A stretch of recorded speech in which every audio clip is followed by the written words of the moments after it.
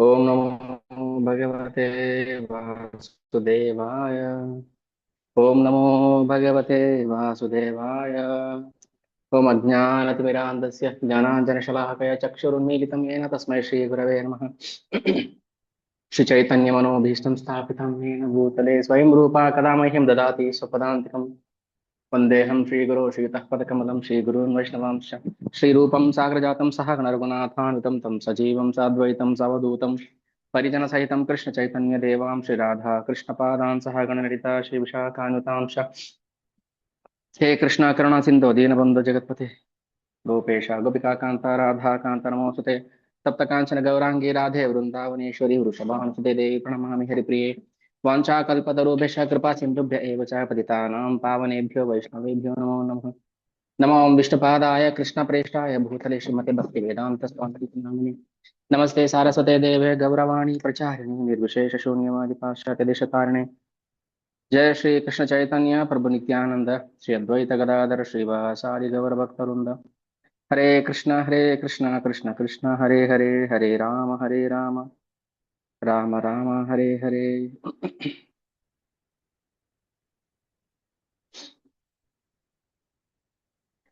वाञ्छाकल्पतरुभ्यश्च कृपा सिन्धुभ्यश्च पतितानां पावनेभ्यो वैष्णवेभ्यो नमो नमः। जगद्गुरु प्रभुपाद की जय। निताय गौर प्रेमानंदे हरि हरि बोल।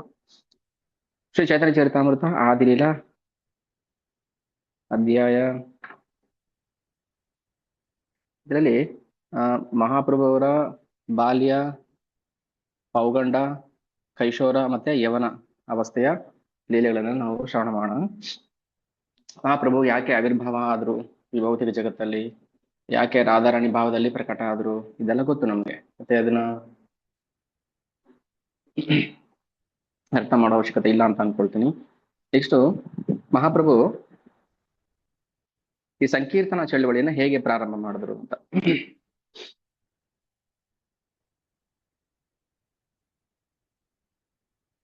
ಒಂದ್ಸಲ ನವದೀಪದಲ್ಲಿ ಆ ನವದೀಪ ಅಂದ್ರೆ ಮಾಯಾಪುರ ಚೈತನ್ಯ ಮಹಾಪ್ರಭುಗಳು ಆ ತಮ್ಮ ಸಂಗಾತಿಗಳ ಜೊತೆಗೂಡಿ ಅಂದ್ರೆ ಪಂಚತತ್ವ ಮತ್ತೆ ಹರಿದಾಸ್ ಠಾಕೂರ್ ಅವರು. ಹರಿದಾಸ್ ಠಾಕೂರ್ ಅವರು ಬ್ರಹ್ಮನ ಅವತಾರ, ಬ್ರಹ್ಮದೇವರೇ ಹರಿದಾಸ್ ಠಾಕೂರ್ ಆಗಿ ಬಂದಿದ್ದು. ಸೊ ಇಲ್ಲಿ ಗೌರಂಗ ಮಹಾಪ್ರಭು ನಿತ್ಯ ಮತ್ತೆ ಹರಿದಾಸ್ ಠಾಕೂರ್ ಅವ್ರಿಗೆ ಹೇಳ್ತಾರೆ, ನವದ್ವೀಪದ ಮನೆ ಮನೆಗೂ ಹೋಗ್ಬೇಕು, ಮನೆ ಮನೆಗೂ ಹೋಗ್ಬೇಕು, ಅವ್ರಿಗೆ ಹರಿನಾಮವನ್ನ ಜಪ ಮಾಡೋದಕ್ಕೆ ನೀವು ಪ್ರೇರೇಪಣೆ ಮಾಡಬೇಕು. ಸೊ 500 ವರ್ಷಗಳ ಹಿಂದೆ ಭಗವಾನ್ ಚೈತನ್ಯರು ಮನೆ ಮನೆಗೂ ಹೋಗಿ ಹರೇ ಕೃಷ್ಣ ಮಹಾಮಂತ್ರವನ್ನ ಜಪಿಸ್ಬೇಕು ಅಂತ ಆಜ್ಞೆ ಮಾಡಿದ್ರು. ಆಜ್ಞೆ ಅದು, ರಿಕ್ವೆಸ್ಟ್ ಅಲ್ಲ. ಮಾಡ್ಬೇಕಾದ್ರೆ ಮಾಡ್ಬೇಕು. ಮಾಡ್ತೀರಾ ಪ್ಲೀಸ್ ಒಂದ್ ರೌಂಡ್ ಮಾಡಿ, ಮಾಡ್ಬೇಕಂದ್ರೆ ಮಾಡ್ಬೇಕು ಅಷ್ಟೇ. ಇದು ಭಗವಂತನ ಆಜ್ಞೆ.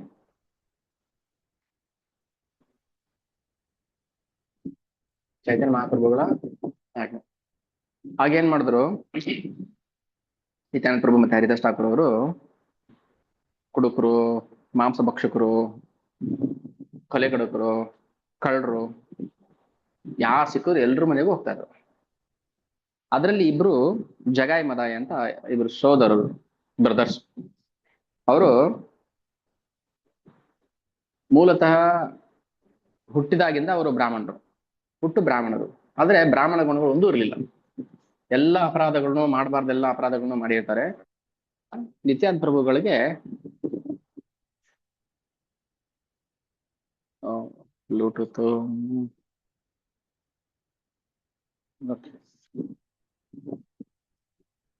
ಆಗ ನಿತ್ಯಾನಂದ ಪ್ರಭುಗೆ ಆ ಏನ್ ಅನಿಸ್ತು, ಈಗ ಹರೇ ಕೃಷ್ಣ ಮಹಾಮಂತ್ರದ ಮಹತ್ವವನ್ನ ಜಗತ್ತಿಗೆ ಸಾರಬೇಕು, ಇದು ನಮ್ಮ ಉದ್ದೇಶ ಅಲ್ವಾ. ಕೃಷ್ಣ ಬಲರಾಮರು ಬಂದಿದ್ದು ಆ ಉದ್ದೇಶಕ್ಕೋಸ್ಕರ. ಈಗ ನಾವು ಈ ಇಬ್ರು ದುಷ್ಟರನ್ನ ಉದ್ಧಾರ ಮಾಡ್ಬಿಟ್ರೆ ಆಗ ಜನಗಳಿಗೆ ಒಂದು ನಂಬಿಕೆ ಬರುತ್ತೆ, ಇವ್ರು ಉದ್ಧಾರ ಮಾಡ್ಬೇಕು ಅಂದ್ರೆ ಪಾಪಿಗಳನ್ನು ಕೂಡ ಉದ್ಧಾರ ಮಾಡ್ಬೇಕು, ಇದು ಹರೇ ಕೃಷ್ಣ ಮಹಾಮಂತ್ರದ ಮಹತ್ವ. ಬಲರಾಮ ನಿತ್ಯಾನಂದ ಪ್ರಭು ಏನಂದ್ರು,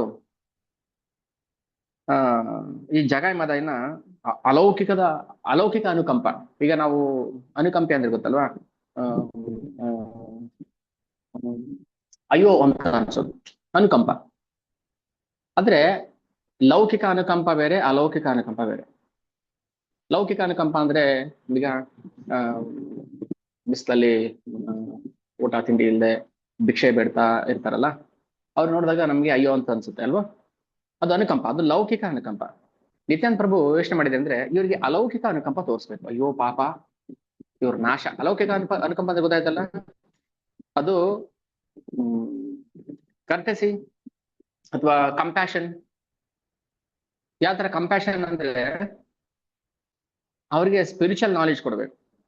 ನಮ್ಗೆ ಪ್ರತಿಯೊಬ್ಬರಿಗೂ ಅನುಕಂಪ ಬೇಕು. ಯಾವ ತರ ಅನುಕಂಪ? ಅದು ಲೌಕಿಕ ಅನುಕಂಪ ಅಲ್ಲ. ಅಯ್ಯೋ ಪಾಪ ಇವ್ರಿಗೆ ಬಡತನ ಇದೆ, ಅಯ್ಯೋ ಇವ್ರಿಗೆ ಕುಡಿಯಕ್ ಕಾಸಿಲ್ಲ, ಅಯ್ಯೋ ಇವ್ರಿಗೆ ಸಾಲ, ಅದಲ್ಲ. ಅದಕ್ಕೆ ಅನುಕಂಪೆ ಅಲ್ಲ. ಭಿಕ್ಷುಕ ನೋಡಿದ ತಕ್ಷಣ ಅಯ್ಯೋ ಪಾಪ. ಅವ್ರಿಗೆ ನಿಜವಾದ ಅನುಕಂಪ ತೋರಿಸ್ಬೇಕಾದ್ರೆ ನಾವು ಅಲೌಕಿಕ ಅನುಕಂಪ ತೋರಿಸ್ಬೇಕು. ಹಾಗಾದ್ರೆ ಲೌಕಿಕ ಅನುಕಂಪ ಬೇಡ ಅಂತಲ್ಲ ಅರ್ಥ. ಅಲೌಕಿಕ ಅನುಕಂಪದ ಮೂಲಕ ಅವ್ರಿಗೆ ಲೌಕಿಕ ಅನುಕಂಪ. ಓಕೆ, ನಿನ್ಗೆ ಸಮಸ್ಯೆ ಇದೆಯಾ, ಓಕೆ ಇದು ತಗೋ, ಆದ್ರೆ ಹರಿಕೃಷ್ಣ ಅಂತ ಹೇಳು. ಜೀವದ ಜೊತೆಗೆ ಅವನ ಭೌತಿಕ ಸಮಸ್ಯೆಗಳು ಕೂಡ ಉದ್ಧಾರ ಆಗ್ಬೇಕು, ಸಮಸ್ಯೆ ತೀರ್ಬೇಕು. ಈಗ ಜೀವನಿಗೆ ಸಮಸ್ಯೆ ಏನು? ಜನ್ಮ, ಮೃತ್ಯು, ಜರ, ವ್ಯಾಧಿ. ಇದೇ ತಾನೇ 4 ಸಮಸ್ಯೆಗಳು ಜೀವನಿಗೆ ಇರೋದು. ಜನ್ಮ, ಮೃತ್ಯು. ಜೀವ ಏನ್ ಮಾಡ್ತಾನೆ? ಒಂದೊಂದು ದೇಹಕ್ಕೆ ಟ್ರಾನ್ಸ್ಮೈಗ್ರೇಟ್ ಆಗ್ತಾ, ಒಂದ್ ದೇಹದಿಂದ ಒಂದ್ ದೇಹಕ್ಕೆ ಹೋಗ್ತಾ ಹೋಗ್ತಾ ಅಲ್ಲಿ ಹುಟ್ಟು ಸಾವು, ರೋಗ ರುಜಿನಗಳನ್ನ ಅನುಭವಿಸ್ಬೇಕು. ಅವನು ಉದ್ಧಾರ ಮಾಡೋ ನೆಪದಲ್ಲಿ ಅವನ ಭೌತಿಕ ಸಮಸ್ಯೆಗಳು ಕೂಡ ಉದ್ಧಾರ ಆಗ್ಬಿಡುತ್ತೆ. ಈಗ ಹೇಗೆ ಸುಧಾಮ ಅವನೇನು ಕೇಳಕ್ ಬರ್ಲಿಲ್ಲ ಕೃಷ್ಣನ ಹತ್ರ, ಏನೋ ಪ್ರೀತಿ ತೋರಿಸ್ಬೇಕು, ಅಟ್ಲೀಸ್ಟ್ ಆ ಮೂಲಕ ನಾನು ಭಗವಂತನ ದರ್ಶನ ಮಾಡ್ಬೋದು ಅಂತ ಬಂದಿದ್ದು. ಆದ್ರೆ ಭಗವಂತ ಎಷ್ಟು ಅನುಕಂಪ ತೋರಿಸ್ದ ಅಂದ್ರೆ ಅವನಿಗೆ ಎಲ್ಲ ಶ್ರೀಮಂತಿಕೆಯನ್ನು ಕೊಟ್ಬಿಟ್ಟ, ಜೊತೆಗೆ ಕೃಷ್ಣ ಪ್ರೇಮವನ್ನು ಕೊಟ್ಟ, ಆಲಿಂಗನ ಸುಖವನ್ನು ಕೊಟ್ಟ.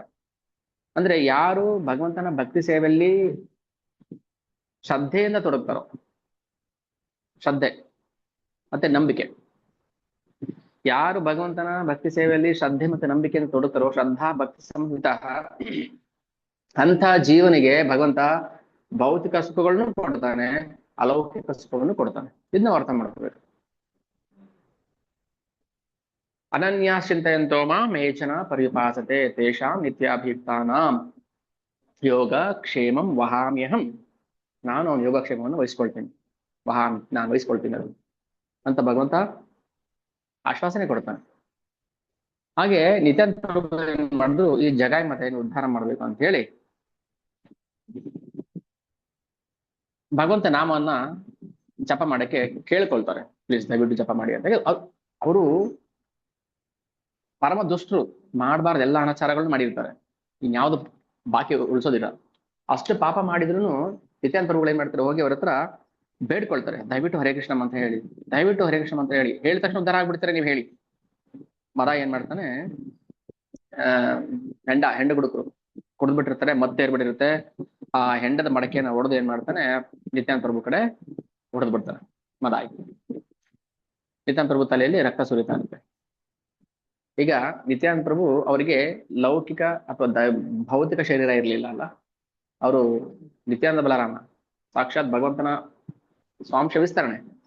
ಮತ್ತೆ ರಕ್ತ ಎಲ್ಲಿಂದ ಬಂತು? ರಕ್ತ, ಮೂಳೆ, ಮಾಂಸ ಇರೋದು ನಮ್ಮಂತ ಬದ್ಧ ಜೀವಿಗಳಿಗೆ, ಅಂದ್ರೆ ಭೌತಿಕ ಶರೀರಕ್ಕೆ. ಭೌತಿಕ ಶರೀರಕ್ಕೆ ರಕ್ತ, ಮೂಳೆ, ಮಾಂಸ ಇದೆ, ಅವ್ದು ಭೌತಿಕ ಶರೀರ ಅಲ್ಲ, ಸ್ಪಿರಿಚುವಲ್ ಬಾಡಿ. ಮತ್ತೆ ರಕ್ತ ಎಲ್ಲಿಂದ ಬಂತು? ಭಗವಂತ ಲೀಲೆ ಮಾಡೋಕ್ಕೋಸ್ಕರ ತನ್ನನ್ನ ಒಬ್ಬ ಸಾಮಾನ್ಯ ಭೌತಿಕ ಜೀವಿ ತರ ಕಾಣಿಸ್ಕೊಳ್ತಾನೆ, ತೋರ್ಸ್ಕೊಳ್ತಾನೆ. ಅದೊಂದು ಲೀಲೆ, ಅದೊಂದು ಗುಣ.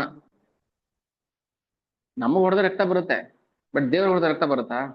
ಅವನಿಗೆ ರಕ್ತ ಇಲ್ಲ, ಅವನಿಗೆ ರಕ್ತ, ಮೂಳೆ, ಮಾಂಸ ಇರೋದು ಭೌತಿಕ ಶರೀರಕ್ಕೆ. ಸೊ ನಿತ್ಯಾನಂದ ಪ್ರಭು ಏನ್ ಯೋಚನೆ ಮಾಡಿದ್ರು, ಓಕೆ, ಈ ನೆಪದಲ್ಲಾದ್ರೂ ನಾನು ಇವ್ರನ್ನ ಉದ್ಧಾರ ಮಾಡ್ಬೋದು. ಮದಾಯಿ ಹೊಡೆದಿರೋ ಹೇಟಿಂದ ರಕ್ತ ಸುರಿತಾ ಇದೆ. ಆಗ ನಿತ್ಯಾನಂದ ಪ್ರಭು ಏನ್ ಮಾಡಿದ್ರು, ಸರಿ ಖುಷಿ ಆಯ್ತಾ, ಈಗಲಾದ್ರೂ ಹರಿನಾಮ ಜಪ ಮಾಡು. ಆಗ ಮಹಾಪ್ರಭುಗೆ ವಿಷಯ ಹೋಗುತ್ತೆ, ತನ್ನ ಪ್ರಾಣಕ್ಕಿಂತ ಹೆಚ್ಚು ಪ್ರೀತಿ ಮಾಡ್ತಾನೆ ಭಗವಂತ ಭಕ್ತರನ್ನ. ಓ, ನಿತ್ಯಾನಂದ ಪ್ರಭುಗೆ ಹೊಡೆದು ಬಿಟ್ಟಿದ್ದಾನೆ ಮದಾಯಿ ಅಂತ ಹೇಳಿ ಏನ್ ಮಾಡ್ತಾರೆ, ಗೌರಾಂಗ ಮಹಾಪ್ರಭು ಆ ಜಾಗಕ್ಕೆ ಬರ್ತಾರೆ. ಎಲ್ಲಿ ಮದಾಯಿ ಹೊಡೆದ್ನಲ್ಲ ನಿತ್ಯಾನಂದ ಪ್ರಭುಗಳಿಗೆ, ಅಲ್ಲಿ. ಸರಿ, ಮದಾಯಿನ ಕೊಂದು ಬಿಡ್ತೀನಿ ಅಂತ ಚೈತನ್ಯ ಮಹಾಪ್ರಭು ಸುದರ್ಶನ ಚಕ್ರವನ್ನು ತಗೊಳ್ತಾರೆ. ಆಗ ನಿತ್ಯಾನಂದ ಪ್ರಭು ಯೋಚನೆ ಮಾಡ್ತಾರೆ, ಹಾ ಹೀಗೇನಾದ್ರು ಮಾಡಿ ಚೈತನ್ಯ ಮಹಾಪ್ರಭು ಕೋಪವನ್ನ ಕಡಿಮೆ ಮಾಡ್ಬೇಕು. ಕ್ಷಿಪ್ರಂ ಭವತಿ ಧರ್ಮಾತ್ಮ ಶಶ್ವಚ್ಚಾಂತಿ ನಿಗಚ್ಚತಿ ಕೌಂತೆಯ ಪ್ರತಿಜಾನೀಹಿ ನಮೇ ಭಕ್ತ ಪ್ರಣಶ್ಯತಿ. ಕೃಷ್ಣ ಯಾಕೆ ಭಕ್ತರ ಮೂಲಕ ಪ್ರಮಾಣ ಮಾಡಿಸ್ತಾನೆ, ಆಣೆ ಮಾಡಿಸ್ತಾನೆ? ತನ್ನ ಪ್ರಮಾಣ ಆಣೆಯನ್ನ ಯಾವಾಗ ಬೇಕಾದ್ರೂ ಮುರಿದು ಬಿಡ್ಬೋದು. ಕೃಷ್ಣ ಆಣೆ ಮಾಡಿದ್ರೆ, ಪ್ರಮಾಣ ಮಾಡಿದ್ರೆ ಯಾವಾಗ ಬೇಕಾದ್ರೂ ಮುರಿಬೋದು, ಅವ್ನಿಗೆ ಇಷ್ಟ. ಆದ್ರೆ ಭಕ್ತರು ಮಾಡಿದ್ರೆ, ಭಕ್ತರ ಮಾತನ್ನ ಅವ್ನು ಯಾವತ್ತೂ ಕೂಡ ಮುರಿಯಕ್ ಸಾಧ್ಯ ಇಲ್ಲ. ಇದನ್ನ ತೋರ್ಸಕ್ಕೆ ಭಗವಂತ ಏನ್ ಮಾಡ್ತಾರೆ, ನನ್ನ ಭಕ್ತರಿಗೆ ಅವನ ಅವಮಾನ ಮಾಡಿದ್ಯಾ, ನನ್ನ ಭಕ್ತರಿಗೆ ಹಿಂಸೆ ಮಾಡಿದ್ಯಾ ಅಂತ ಹೇಳಿ ಚೈತನ್ಯ ಮಹಾಪ್ರಭು ಆ ಪಾಪಿಗಳನ್ನ ಕೊಲ್ಲೋದಕ್ಕೋಸ್ಕರ ಸುದರ್ಶನ ಚಕ್ರವನ್ನ ತಗೊಳ್ತಾರೆ. ಹಾಗೆ ಹೇಳ್ತಾರೆ ನಿತ್ಯಾನಂದ ಪ್ರಭು ಚೈತನ್ಯ ಮಹಾಪ್ರಭುಗಳಿಗೆ, ಪ್ರಭು ದಯವಿಟ್ಟು ಅವ್ರನ್ನ ಕೊಲ್ಲಬೇಡಿ. ಯಾಕಂದ್ರೆ ನಾವು ಬಂದಿರೋದೇನಕ್ಕೋಸ್ಕರ ನೋಡಿ, ಚೈತನ್ಯ ಮಹಾಪ್ರಭು ಯಾವ ಅಸ್ತ್ರವನ್ನು ಉಪಯೋಗಿಸ್ಲಿಲ್ಲ ಇಲ್ಲಿ ನಮ್ಮನ್ನ ಉದ್ಧಾರ ಮಾಡೋಕ್ಕೋಸ್ಕರ. ಆದ್ರೆ ಭಗವಾನ್ ಕೃಷ್ಣ ಅಸ್ತ್ರವನ್ನು ಉಪಯೋಗಿಸ್ದ ಅಥವಾ ಯುದ್ಧವನ್ನು ಮಾಡಿಸ್ದ, ಅಸ್ತ್ರಶಾಸ್ತ್ರದಿಂದ 18 ಅಕ್ಷರಿ ಸೈನ್ಯವನ್ನು ಕೊಲ್ಲಿಸ್ದ. ಆದ್ರೆ ಅದೇ ಕೃಷ್ಣ ಮಹಾಪ್ರಭುವಾಗಿ ಬಂದಾಗ ಯಾವ ಅಸ್ತ್ರವನ್ನ ಉಪಯೋಗಿಸಿಲ್ಲ ನಮ್ಮ ಅನರ್ಥಗಳನ್ನ ಹೋಗ್ಲಾಡ್ಸಕ್ಕೆ. ಕೇವಲ ಹರಿನಾಮ ಅಷ್ಟೇ. ಹರಿನಾಮ ಅಸ್ತ್ರದಿಂದನೇ ನಮ್ಮೆಲ್ಲ ಅನರ್ಥಗಳು ದೂರ ಆಗುತ್ತೆ. ಅಂದ್ರೆ ಹರಿನಾಮದಲ್ಲಿ ನಮಗೆ ಶ್ರದ್ಧೆ ಭಕ್ತಿ ಇದ್ರೆ ಮಾತ್ರ. ನಿತ್ಯಾನಂದ ಪ್ರಭು ಯೋಚನೆ ಮಾಡಿದ್ರು, ನಾವು ಬಂದಿರೋದೇನಕ್ಕೋಸ್ಕರ, ಇಲ್ಲಿ ನಾವು ಪಾಪಿಗಳನ್ನ ಉದ್ಧಾರ ಮಾಡೋಕ್ಕೋಸ್ಕರ. ಅದಕ್ಕೆ ತಾನೇ ನಾವು ಪತಿತ ಪಾವನ ಅಂತ ಹೇಳುದು. ಚೈತನ್ಯ ಮಹಾಪ್ರಭು ಪತಿತ ಪಾವನರು. ನಮ್ಮಂತ ಪತಿತರು ಅಂದ್ರೆ ಡಿಗ್ರೇಡೆಡ್, ಅವ್ನಿಗೆ ಯಾವ ಮೌಲ್ಯಗಳಿಲ್ಲ, ಧರ್ಮ ಗೊತ್ತಿಲ್ಲ, ಜ್ಞಾನ ಇಲ್ಲ, ಪಶುವೃತ್ತಿ, ಇಂಥವ್ರನ್ನ ಪತಿತರು, ನಾಶ ಆಗಿರೋರು ಅಂತ ಕರೀತಾರೆ. ಅಂಥವ್ರನ್ನ ಉದ್ಧಾರ ಮಾಡೋಕ್ಕೋಸ್ಕರ ತಾನೇ ನಾವು ಬಂದಿರೋದು ಅಂತೇಳಿ ನಾವು ಇವ್ರನ್ನ ಕೊಲ್ಲೋದು ಬೇಡ. ಯಾಕಂದ್ರೆ ಬೇರೆ ಬೇರೆ ಯುಗದಲ್ಲಿ ತುಂಬಾ ಜನ ಪಾಪಿಗಳನ್ನ ಕೊಂದಿದೀವಿ ನಾವು. ರಾವಣನ್ ಕೊಂದ್ವಿ, ಹಿರಣ್ಯಕಶಿಪನ್ ಕೊಂದ್ವಿ, ಪ್ರಲಂಬಾಸುರನ್ ಕೊಂದ್ವಿ, ಅರಿಷ್ಟಾಸುರನ್ ಕೊಂದ್ವಿ, ಪೂತನಿನ್ ಕೊಂದ್ವಿ. ಆದ್ರೆ ನಾವು ಈ ಯುಗದಲ್ಲಿ ಯಾರನ್ನ ಕೊಲ್ಲೋದು ಬೇಡ, ನಾವು ಉದ್ಧಾರ ಮಾಡ್ಬಿಡೋಣ ಇವ್ರನ್ನ. ಇದ್ಯಾರು ಹೇಳ್ತಾ ಇರೋದು? ನಿತ್ಯಾನಂದ ಪ್ರಭು ಚೈತನ್ಯ ಮಹಾಪ್ರಭುಗಳು ಹೇಳ್ತಾರೆ. ಸರಿ, ಮಹಾಪ್ರಭು ಹೇಳಿದ್ರು, ಇಷ್ಟು ದಿನ ನೀನೇನೆಲ್ಲ ಪಾಪ ಮಾಡಿದ್ಯಾ, ಕಳ್ಳತನ, ಸುಳ್ಳು, ಕೊಲೆ, ದರೋಡೆ, ಅತ್ಯಾಚಾರ ಏನೆಲ್ಲ ಮಾಡಿದ್ಯಾ, ಅದನ್ನ ನಾನು ಕ್ಷಮಿಸ್ಬಿಡ್ತೇನೆ. ಇನ್ನು ಮುಂದೆ ನೀನು ಪಾಪಕೃತ್ಯಗಳನ್ನ ಮಾಡಬಾರ್ದು, ಮತ್ತೆ ಭಗವಂತನ ಪವಿತ್ರ ನಾಮವನ್ನ ಜಪ ಮಾಡ್ಬೇಕು. ಇಷ್ಟು ಕಂಡೀಷನ್ ಮೇಲೆ ನೀವು ಇಲ್ಲಿಂದ ಹೊರಡ್ಬೋದು. ಇದು ಭಗವಂತ ಪಾಪಿಗಳಿಗೂ ಕೂಡ ಕೊಡುವಂತಹ ಕೊನೆ ಅವಕಾಶ.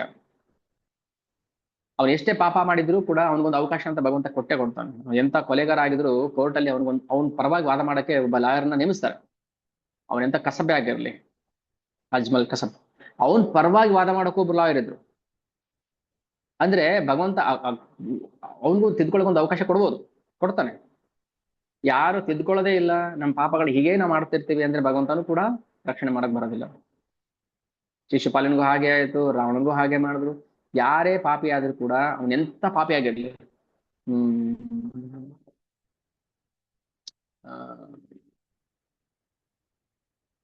ಅಂತವ್ನು ಉದ್ಧಾರ ಮಾಡ್ಬಿಡ್ತೀನಿ ನಾನು. ಭಗವಂತನ ಗುಣ.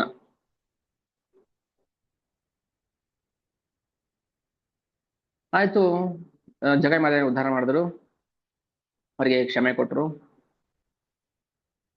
ಅಲ್ಲಿಂದ ಆಚೆಗೆ ಜಗಾಯ್ ಮದಾಯ್ ಅಂದ ತಕ್ಷಣ ಜನ ಎದುರು ಓಡ್ತಾ ಇದ್ದವರು, ಅವ್ರ ಭಕ್ತಿ ನೋಡಿ ಜನ ಆಶ್ಚರ್ಯಚಕಿತರಾಗ್ಬಿಟ್ರು. ಅಷ್ಟು ದೊಡ್ಡ ಭಕ್ತರಾಗ್ಬಿಟ್ರು ಅವರು ನವದ್ವೀಪದಲ್ಲಿ. ಹೀಗೆ ಮಹಾಪ್ರಭು ಕೀರ್ತಿ ಎಲ್ಲ ಕಡೆ ಪ್ರಚಾರ ಆಯ್ತು. ಅಂದ್ರೆ ಮಹಾಪ್ರಭು ಏನ್ ಪ್ರದರ್ಶನ ಮಾಡಿದ್ರು ಇಲ್ಲಿ ಅಂದ್ರೆ, ಭಕ್ತನಿಗೆ ತಾಳ್ಮೆ, ನಮ್ರತೆ ಇರಬೇಕು. ತಾಳ್ಮೆ ಎಷ್ಟು ತಾಳ್ಮೆ ಇರಬೇಕು? ಅವನನ್ನ ಹಾಕಿ ನೆಲದಲ್ಲಿ ಊತಾಕೋವರೆಗೂ ತಾಳ್ಮೆ ಇರಬೇಕು, ಏನು ಮಾತಾಡಬಾರ್ದು. ಆದ್ರೆ ತನ್ನ ಮೇಲಿನ ಅತಿಕ್ರಮಗಳನ್ನ ಈಗ ಯಾರಾದ್ರೂ ಒಬ್ಬರ ಮೇಲೆ ಆಪಾದನೆ ಮಾಡ್ತಾರೆ, ಓಕೆ ಸಹಿಸ್ಕೊಳ್ಳಿ. ಆದ್ರೆ ಭಕ್ತರೆಡೆಗಿನ ಅಪರಾಧಗಳನ್ನ ಸಹಿಸಬಾರ್ದು. ಭಕ್ತನಾದವನು ಅವನ ಮೇಲೆ ಅಪರಾಧ ಆದ್ರೆ ಅದನ್ನ ಸಹಿಸ್ಕೋಬೇಕು. ಅಪವಾದ ಬಂದ್ರೆ, ಇನ್ನೊಬ್ಬರ ಮೇಲೆ ಅಪರಾಧ ಮಾಡಿದ್ರೆ ಮಾತ್ರ ಅವನು ಸಹಿಸ್ಕೋಬಾರ್ದು ಅನ್ನೋದನ್ನ ತೋರ್ಸಕ್ಕೋಸ್ಕರ ಮಹಾಪ್ರಭು ಆತರ ಮಾಡಿದ್ರು. ನಿತ್ಯಾನಂದ ಪ್ರಭು ಅವ್ರಿಗೆ ಅಪರಾಧ ಅವ್ರಿಗೆ ಸಂಹಾರ ಮಾಡ್ಬೋದಿತ್ತು, ಆದ್ರೆ ಅವ್ರು ಹಾಗೆ ಮಾಡ್ಲಿಲ್ಲ. ಉದ್ಧಾರ ಮಾಡೋ ನೆಪದಲ್ಲಿ ಅವ್ರನ್ನ ಆ ನೋವನ್ನ ಸಹಿಸ್ಕೊಂಡ್ರು. ಒಂದಿನ ಆ ನವದ್ವೀಪದಲ್ಲಿ ಆ ಸಂಕೀರ್ತನೆ ಮಾಡ್ತಾ ಇರ್ತಾರೆ. ಶ್ರೀವಾಸ್ ಠಾಕೂರ್ ಅವ್ರ ಮನೆಯಲ್ಲಿ ಸಂಕೀರ್ತನೆ ಮುಗಿದ್ಮೇಲೆ ಎಲ್ಲ ಒಂದ್ ಕಡೆ ಕೂತ್ಕೊಂಡಿರ್ತಾರೆ ಭಕ್ತರೆಲ್ಲರೂ. ಆಗ ಮಹಾಪ್ರಭು ಒಂದು ಮಾವಿನ ಹಣ್ಣಿನ ಬೀಜನ ಅಲ್ಲಿ ಬಿತ್ತುತ್ತಾರೆ. ಅದು ಅಲ್ಲ, ಭಗವಂತ ಏನ್ ಬೇಕಾದ್ರೂ ಮಾಡ್ಬೋದಲ್ಲ, ಅವ್ರಿಗೆ ಶಕ್ತಿ ಇದೆ. ನಾವಾದ್ರೆ ಬೀಜ ಹಾಕಿದ್ರೆ ಅದು ಹಣ್ಣು ಕೊಡೋದಕ್ಕೆ 10 ವರ್ಷ ಬೇಕು. ಆ ಬೀಜ, ಮಹಾಪ್ರಭು ಹಾಕಿದ ಬೀಜ ಮರ ಆಗ್ಲೇ ಬೆಳೆದು ದೊಡ್ಡದಾಗಿ ಹೆಮ್ಮರಾಗಿ ಹಣ್ಣು ಕೊಡಕ್ ಶುರು ಮಾಡ್ತದೆ. ಆ ಹಣ್ಣನ್ನ ಪ್ರತಿಯೊಬ್ಬ ಭಕ್ತರು ಅದು ಕೃಷ್ಣ ಪ್ರೇಮ, ಅದು ಪ್ರೇಮ ಅಂದ್ರೆ ಏನ್ ನಾವು ಅರ್ಥ ಮಾಡ್ಕೋಬೇಕು. ಯಾರಾದ್ರೂ ಭಗವಂತನ ನಾಮವನ್ನ ಪೂರ್ತಿ ಶ್ರದ್ಧೆಯಿಂದ ಹಾಡಿದ್ರೆ ಅದು ತಕ್ಷಣನೇ ಫಲ ಕೊಡುತ್ತೆ. ಕಾಯೋದು ಬೇಕಾಗಿಲ್ಲ, ಎಷ್ಟು ವರ್ಷ ಆಗುತ್ತೋ ಏನೋ. ಕ್ಷಿಪ್ರಂ ಭವತಿ ಧರ್ಮಾತ್ಮ. ಭಗವಂತ ಭೌತಿಕ ಜಗತ್ತಿಗೆ ಬಂದು ಏನೆಲ್ಲ ಮಾಡ್ತಾರೋ ಅದ್ರ ಹಿಂದೆ ಒಂದು ಅಲೌಕಿಕ ತತ್ವ ಇರುತ್ತೆ, ಅಲೌಕಿಕ ಬೋಧನೆ ಇರುತ್ತೆ. ನಾವು ಅದನ್ನ ಅರ್ಥ ಮಾಡ್ಕೋಬೇಕಷ್ಟೇ. ಒಗಟು ಇದ್ದಂಗೆ ಅಷ್ಟೇ. ಭಗವಂತ ಏನ್ ಇಲ್ಲ ಒಗಟು, ಎಲ್ರಿಗೂ ಅರ್ಥ ಆಗೋದಿಲ್ಲ. ನಾಹಂ ಪ್ರಕಾಶ ಧರ್ಮ, ಯಾಕಂದ್ರೆ ಭಗವಂತ ಯೋಗ ಮಾಯೆಯಲ್ಲಿ ಆವರಿಸ್ಕೊಂಡ್ಬಿಟ್ಟಿರ್ತಾನಲ್ಲ. ಯೋಗ ಮಾಯೆ ಅಷ್ಟು ಸುಲಭವಾಗಿ ಬದ್ಧ ಜೀವಿಗೆ ಕೃಷ್ಣ ಹತ್ರ ಕರ್ಕೊಂಡು ಹೋಗೋದಿಲ್ಲ, ಅರ್ಥ ಆಗೋದಿಲ್ಲ ಕೃಷ್ಣ ಯಾರಂತ. ಹಾಗೆ ಅವನ ಲೀಲೆಗಳನ್ನ ಅರ್ಥ ಮಾಡ್ಕೊಳ್ಳುವಂತ ಪ್ರಯತ್ನ ಮಾಡ್ಬೇಕು. ಯಾರಾದ್ರೂ ಭಗವಂತನ ಜನ್ಮ ಕರ್ಮದ ರಹಸ್ಯ ತಿಳ್ಕೊಂಡ್ರೆ ಅವ್ರು ಉದ್ಧಾರ ಆಗ್ಬಿಡ್ತಾರೆ. ಅಂದ್ರೆ ಇನ್ನ ಸಾಕ್ಷಾತ್ ಭಗವಂತನ ಜೊತೆ ಸಂಬಂಧ ಹೊಂದಿರ್ತಾರಲ್ಲ, ಕೃಷ್ಣನ ಅಣ್ಣ, ಕೃಷ್ಣನ ಹೆಂಡತಿ, ಕೃಷ್ಣನ ಅಪ್ಪ, ಕೃಷ್ಣನ ಅಮ್ಮ, ಕೃಷ್ಣನ ಫ್ರೆಂಡ್ಸ್, ಈ ರೀತಿ ಸಂಬಂಧ ಹೊಂದಿರೋರ್ಗೆ ಏನ್ ಹೇಳ್ಬೇಕು? ಭಗವಂತನ ಜನ್ಮದ ರಹಸ್ಯ ಕರ್ಮದ ರಹಸ್ಯ ತಿಳ್ಕೊಂಡ್ರೇನೆ ನಮ್ ಭಗವಂತ ಧಾಮ ಕರ್ಕೊಂಡು ಹೋಗ್ಬಿಡ್ತಾನೆ. ಅಂದ್ರೆ ಇನ್ನ ಅವನ ಜೊತೆ ಅಲೌಕಿಕ ಲೀಲೆಗಳಲ್ಲಿ ಪಾಲ್ಗೊಂಡಿರ್ತಾರಲ್ಲ, ಅವ್ರ ಕಥೆ ಏನಾಗ. ಅದಕ್ಕೆ ನಾವು ಭಗವಂತನ ಸಾಂಗತ್ಯವನ್ನ ಬಯಸ್ಬೇಕು.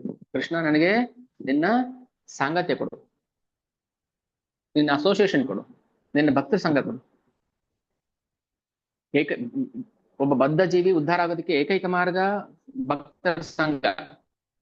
ಭಕ್ತರ ಸಂಘದಲ್ಲಿ ಇರಬೇಕು, ಭಗವಂತ ನಾಮನ ಜಪ ಮಾಡಬೇಕು, ಭಕ್ತಿ ಸೇವೆಯಲ್ಲಿ ಪಾಲ್ಗೊಳ್ಬೇಕು. ಅದ್ಬಿಟ್ಟು ಬೇರೆ ಯಾವ ಮಾರ್ಗದಲ್ಲೂ ಕೂಡ ನಾವು ಭಗವಂತನ ಸಮೀಪಿಸಕ್ಕಾಗೋದಿಲ್ಲ. ಇದೆಲ್ಲ ತೋರಿಸ್ತಾರೆ ಇಲ್ಲಿ.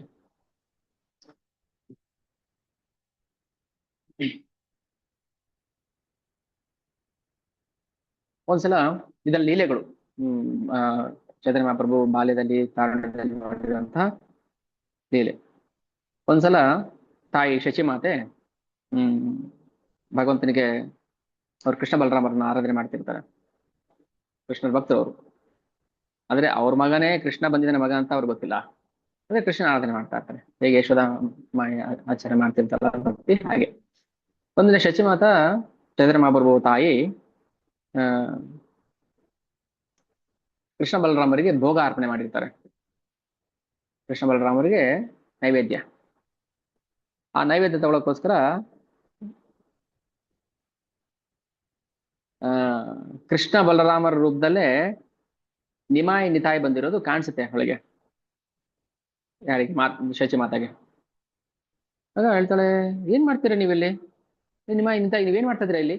ಅಂದ್ರೆ ಕೃಷ್ಣ ಬಲರಾಮರೇ ನಿಮಾಯಿ ನಿತಾಯಿ ಅಂತ ತೋರ್ಸಕ್ಕೋಸ್ಕರ ಮಹಾಪ್ರಭು ಮತ್ತೆ ನಿತಾಂತ ಪ್ರಭು ಶಶಿ ಮಾತೆಗೆ ಕಾಣಿಸ್ಕೊಳ್ತಾರ, ತರ ಕೊಟ್ಟರು ನೈವೇದ್ಯವನ್ನ ತಿನ್ನೋ ತರ. ಆಶ್ಚರ್ಯ ಆಯ್ತು. ಇಲ್ಲಮ್ಮ, ನೀವು ಕೊಟ್ಟಿರೋ ನೈವೇದ್ಯ ಸ್ವೀಕಾರ ಮಾಡ್ತಾ ಇದ್ದೀವಿ, ನೀವು ನಮ್ಗೆ ತಾನೇ ಕೊಟ್ಟಿದ್ದು. ಹೇಗೆ ಯಶೋದಮ್ಮಾಯಿಗೆ ಭಗವಂತ ಬಾಯಲ್ಲಿ ಬ್ರಹ್ಮಾಂಡ ತೋರಿಸ್ತಾನೆ, ಆ ಕ್ಷಣಕ್ಕೆ ಮಾತ್ರ ಅವಳಿಗೆ ಭಗವಂತ ಅಂತ ಗೊತ್ತಾಗುತ್ತೆ, ಸ್ತುತಿ ಮಾಡ್ತಾಳೆ, ಕೃಷ್ಣ ಹೊಗಳ್ತಾಳೆ, ಹಾಡ್ತಾಳೆ. ಮರುಗಳಿಗೆ ನನ್ನ ಮಗ ಅನ್ನೋ ಮತ್ತೆ ಪ್ರೇಮದಲ್ಲಿ ಸಿಕ್ಕಾಕೊಂಡ್ಬಿಡ್ತಾಳೆ. ಹೀಗೇನೆ ಶಶಿಮಾತಾಗೂ ಕೂಡ ಚೈತನ್ಯ ಮಹಾಪ್ರಭು ನಿತ್ಯಾನಂದ ಪ್ರಭು ನಾವೇ ಕೃಷ್ಣ ಬಲರಾಮರು ಅಂತ ತೋರಿಸ್ತಾರೆ. ಆಮೇಲೆ ಇಷ್ಟೊಂದು ಲೀಲೆಗಳಿದೆ. ಮುಂದಿನ ನವದ್ವೀಪದಲ್ಲಿ ಒಬ್ಬ ಬ್ರಾಹ್ಮಣ ಪ್ರತಿದಿನ ಭಾಗವತ ಉಪನ್ಯಾಸ ಕೊಡ್ತಾ ಇರ್ತಾರೆ, ಭಾಗವತ ಪ್ರವಚನ ಮಾಡ್ತಿರ್ತಾರೆ. ಅಲ್ಲಿಗೆ ಶ್ರೀವಾಸ್ ಪಂಡಿತರು ಹೋಗ್ತಾರೆ. ಯಾರು ನಾರದರ ಅಂಶ ಇದಾರಲ್ಲ ಶ್ರೀವಾಸ್ ಠಾಕೂರ್, ಅಲ್ಲಿ ಹೋಗ್ತಾರೆ. ಸೊ ಶ್ರೀವಾಸ್ ಪಂಡಿತು ಭಾಗವತ ಶ್ರವಣ ಮಾಡ್ತಾ ಮಾಡ್ತಾ ಆ ಕೃಷ್ಣ ಪ್ರೇಮದ ಪರವಶತೆಗೆ ಹತ್ತು ಬಿಡ್ತಾರೆ ಜೋರಾಗಿ ಕ್ಲಾಸಲ್ಲೇ ಶ್ರೀವಾಸ್ ಠಾಕೂರ್ ಅವರು. ಅದನ್ನ ಗಮನಿಸ್ಲಿಲ್ಲ ಯಾರು ಪ್ರವಚನ ಮಾಡ್ತಾ ಇದ್ದವರು. ದೇವಾನಂದ್ ಪಂಡಿತು ಭಾಗವತ ಪ್ರವಚನ ಮಾಡ್ತಾ ಇದ್ರು. ಶ್ರೀವಾಸ್ ಪಂಡಿತ್ ಅಲ್ಲಿ ಕೂತ್ಕೊಂಡ್ರು ಭಾಗವತ ಶ್ರವಣ ಮಾಡಕ್ಕೆ. ಆ ಭಾಗವತ ಕಥೆ ಕೇಳ್ತಾ ಕೇಳ್ತಾ ಏನಾಗುತ್ತೆ, ಶ್ರೀವಾಸ್ ಪಂಡಿತರಿಗೆ ಕಣ್ಣಲ್ಲಿ ಬಂದ್ಬಿಡುತ್ತೆ, ಭಾವ ಪರವಶೆ, ಜೋರಾಗಿ ಹತ್ತು ಬಿಡ್ತಾರೆ ಬಿಕ್ಕಿ ಬಿಕ್ಕಿ. ಸರಿ, ದೇವಾನಂದ್ ಪಂಡಿತ್ಗೆ ಏನಾಯ್ತು, ಏನ್ ಈ ಹುಡುಗ ಹುಚ್ಚ ಅಳ್ತಿದಾನಲ್ಲ ಕ್ಲಾಸಲ್ಲಿ ಕೂತ್ಕೊಂಡು ಅಂತೇಳಿ ಶ್ರೀವಾಸನ್ನ ಆ ಸಭೆಯಿಂದ ಆಚೆ ಹಾಕ್ಬಿಡ್ತಾರೆ ಕ್ಲಾಸಿಂದಾನೆ. ಬಟ್ ಅವ್ರ ಅಲೌಕಿಕ ಭಾವ ಪರವಶತೆ ಅವ್ರಿಗೆ ಅರ್ಥ ಆಗ್ಲಿಲ್ಲ. ಯಾಕಂದ್ರೆ ದೇವಾನಂದ ಪಂಡಿತ್ ಮಾಯಾವಾದಿ. ಸೊ ಮಾಯವಾದಿಗಳಿಗೆ ಭಗವಂತನ ಲೀಲೆ ಕೇಳಿದ್ರೆ ಕಣ್ಣೀರು ಬರೋದಿಲ್ಲ. ಆದರೆ ಶ್ರೀವಾಸ್ ಠಾಕೂರ್ ಸಾಕ್ಷಾತ್ ನಾರದ ಮುನಿ, ಚೈತನ್ಯ ಮಹಾಪ್ರಭುಗಳ ಭಕ್ತರು. ಆದ್ರೆ ದೇವಾನಂದ್ ಪಂಡಿತ್ ಪ್ರವಚನ ಮಾಡೋರ್ಗೆ ಅರ್ಥ ಆಗ್ಲಿಲ್ಲ, ಆದ್ರೆ ಪ್ರವಚನ ಕೇಳೋರ್ಗೆ ಆ ಭಗವಂತನ ಅಲೌಕಿಕ ಲೀಲೆ ಅರ್ಥ ಆಗೋದು. ಇದು ಶ್ರೀವಾಸ್ ಪಂಡಿತರಿಗೆ ಮಾಡಿದಂತಹ ದೊಡ್ಡ ಅಪರಾಧ. ಅದೇ ಹೇಳೋದು, ಭಾಗವತ ಪ್ರವಚನ ಮಾಡೋರು ನರಕಕ್ಕೆ ಹೋಗ್ಬೋದು, ಭಾಗವತ ಶ್ರವಣ ಮಾಡೋರು ಉದ್ಧಾರ ಆಗ್ಬಿಡ್ಬೋದು. ಯಾಕಂದ್ರೆ ಇಬ್ಬರಲ್ಲಿ ಭಾವ ವ್ಯತ್ಯಾಸ ಇರುತ್ತೆ. ಇದು ನವದ್ವೀಪದಲ್ಲಿ ನಡೆದ ಲೀಲೆ ದೇವಾನಂದ ಪಂಡಿತರು. ಆಮೇಲೆ ಅದಾದ್ಮೇಲೆ ಒಂದ್ಸಲ ಏನ್ ಮಾಡ್ತಾರೆ, ಮಹಾಪ್ರಭು ದೇವಾನಂದ ಪಂಡಿತ್ ಅವ್ರ ಮನೆಗೆ ಹೋಗ್ತಾರೆ. ಏನಪ್ಪಾ ದೇವಾನಂದ್, ಶ್ರೀವಾಸ್ ಠಾಕೂರ್ ಅವ್ರನ್ನ ಸಭೆಯಿಂದ ಆಚೆ ಹಾಕ್ಬಿಟ್ರಂತೆ. ಅವ್ರಿಗೆ ದೇವಾನಂದ್ ಪಂಡಿತ್ ಅವರು ಮಾಯಾವಾದಿ ಆಗಿದ್ದರಿಂದ ಅವ್ರಿಗೆ ಚೈತನ್ಯ ಮಹಾಪ್ರಭು ಕೃಷ್ಣ ಅನ್ನೋದು ಅರ್ಥ ಆಗ್ಲಿಲ್ಲ, ಗೊತ್ತಾಗಿಲ್ಲ ಅವ್ರಿಗೆ. ಯಾಕಂದ್ರೆ ಯಾರಿಗೆ ಶುದ್ಧ ಭಕ್ತಿ ಮಾರ್ಗದಲ್ಲಿ ಇರೋದಿಲ್ವೋ, ಭಕ್ತಿ ಮಾರ್ಗದಲ್ಲಿ ಇರೋದಿಲ್ವೋ, ಅವ್ರಿಗೆ ಕೃಷ್ಣ ಅರ್ಥ ಆಗೋದಿಲ್ಲ. ಈಗ ನಮ್ಗೆ ಏನ್ ಅರ್ಥ ಆಗ್ತದೆ ಕೃಷ್ಣ ಅಷ್ಟೇ ಅಲ್ಲ, ಕೃಷ್ಣನ ಅಲೌಕಿಕ ಲೀಲೆ ರೂಪ ಗುಣ. ಈಗ ನಾವ್ ಎಷ್ಟು ಅರ್ಥ ಮಾಡ್ಕೊಂಡು ಕೃಷ್ಣ ಒಬ್ಬ ಸಾಮಾನ್ಯ, ನಮ್ಮ ಬುದ್ಧಿಗೆ ಎಷ್ಟು ಸಿಗುತ್ತೆ ಅಷ್ಟೇ ಸಿಗ್ತಾ ಇರೋದು ಕೃಷ್ಣ. ಈಗ ಅದರಲ್ಲೂ ವಿಶೇಷವಾಗಿ ಮಾಯವಾದಿಗಳಿಗಂತೂ ಕೃಷ್ಣ ಅರ್ಥನೇ ಆಗೋದಿಲ್ಲ. ನಾವೇನಾದ್ರು ಕಿಂಚಿತ್ ಭಕ್ತಿ ಸೇವೆ ಮಾಡಿದ್ರೆ ಅಷ್ಟಕ್ಕೆ ಭಗವಂತ ಎಷ್ಟು ಅರ್ಥ ಆಗ್ತಾನೋ ಅಷ್ಟೇ ನಮ್ ಭಾಗ್ಯ. ಆದ್ರೆ ಪಂಚತತ್ವ ಶ್ರೀವಾಸ್ ಠಾಕೂರ್ ಅವರು ಸಾಮಾನ್ಯ ಭಕ್ತರಾಗಿರಲಿಲ್ಲ. ಅವರು ಕೃಷ್ಣನನ್ನ ಹೃದಯದಲ್ಲಿ ತರ್ಸ್ಕೊಂಡು ಓಡಾಡ್ತಾ ಇದ್ರು. ಶುದ್ಧ ಭಕ್ತರು ಕೃಷ್ಣನ್ ಯಾವಾಗಲೂ ಹೃದಯದಲ್ಲಿ ಇಟ್ಕೊಂಡು ಓಡಾಡ್ತಾ ಇರ್ತಾರೆ.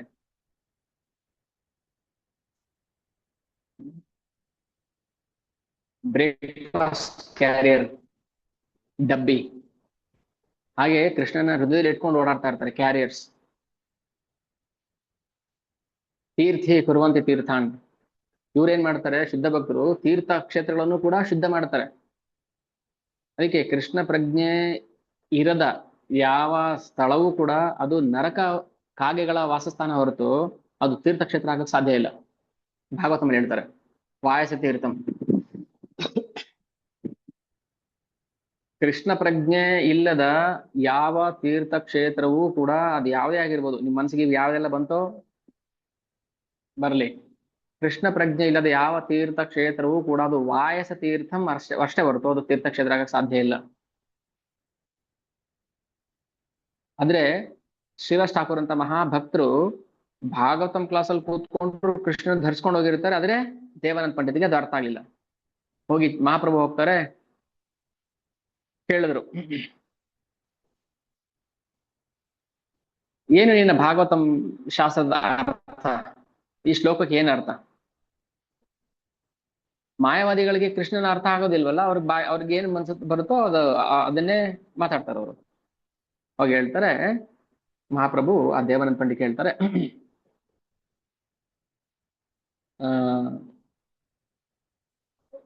ಅವ್ರಿಗೆ ಮಹಾಪ್ರಭು ನೇರವಾಗಿ ಉಪದೇಶ ಮಾಡೋದಿಲ್ಲ.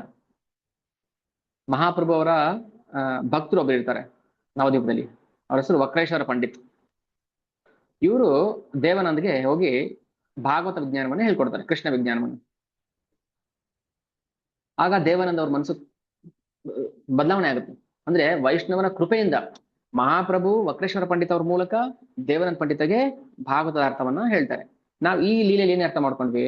ಭಗವಂತನ ಪ್ರೇರಣೆಯಿಂದ ಭಕ್ತರು ಮಾಯವಾದಿಗಳಂತಹ ಪಾಪಿಗಳನ್ನು ಕೂಡ ಉದ್ಧಾರ ಮಾಡ್ತಾರೆ. ಭಾಗವತಂ ಹೇಳ್ತಾರೆ ಅಂದ ಮಾತ್ರಕ್ಕೆ ಅವ್ರನ್ನ ಭಕ್ತರು ಅಂತ ಕನ್ಸಿಡರ್ ಮಾಡೋಂಗಿಲ್ಲ.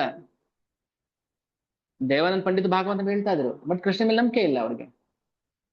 ಯಾರಿಗೆ ಗುರು ಸಾಧು ಶಾಸ್ತ್ರದ ಮೇಲೆ ನಂಬಿಕೆ ಇಲ್ವೋ ಅವ್ರಿಗೆ ಕೃಷ್ಣ ಮೇಲೆ ನಂಬಿಕೆ ಬರೋದಿಲ್ಲ.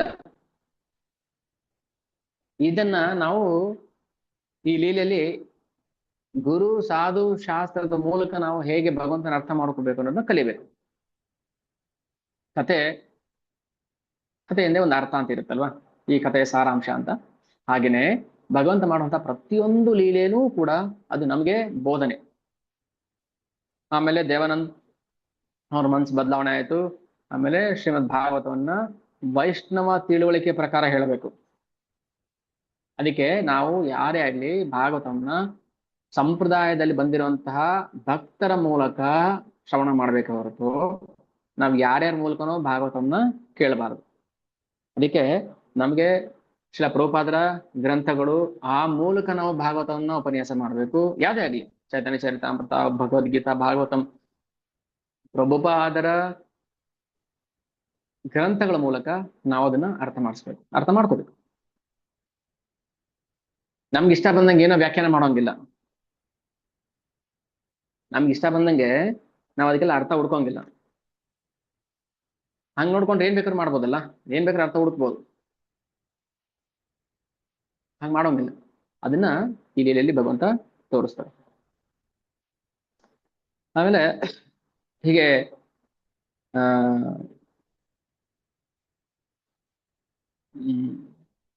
ಮಹಾಪ್ರಭು ಎಲ್ಲ ಕಡೆ ಹರಿನಾಮವನ್ನು ಪ್ರಚಾರ ಮಾಡ್ತಾ ಇದ್ರು.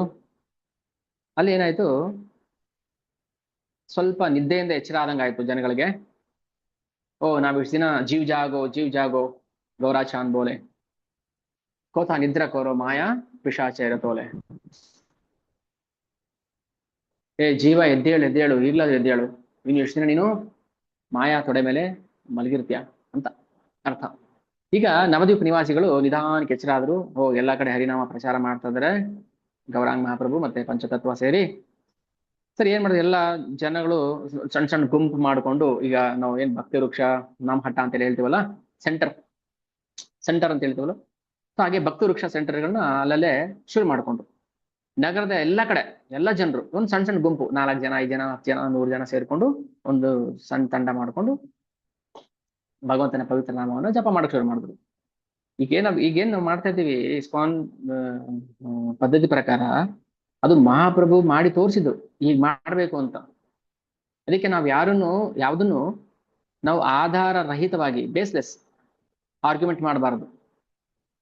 ನಮ್ಗೆ ಗೊತ್ತಿಲ್ಲ ಅದರಿಂದ ನಾವು ಮಾಡ್ತಾ ಇದ್ದೀವಿ. ಆರ್ಗ್ಯುಮೆಂಟ್ ಮಾಡಕ್ಕೆ 2 ಕಾರಣ ಇರುತ್ತೆ. ಒಂದು ಗೊತ್ತಿಲ್ಲ ಅದಕ್ಕೆ ಆರ್ಗ್ಯುಮೆಂಟ್ ಮಾಡ್ತೀನಿ, ಇನ್ನೊಂದು ಗೊತ್ತಿದೆ ಅದಕ್ಕೆ ಆರ್ಗ್ಯುಮೆಂಟ್ ಮಾಡ್ತೀನಿ.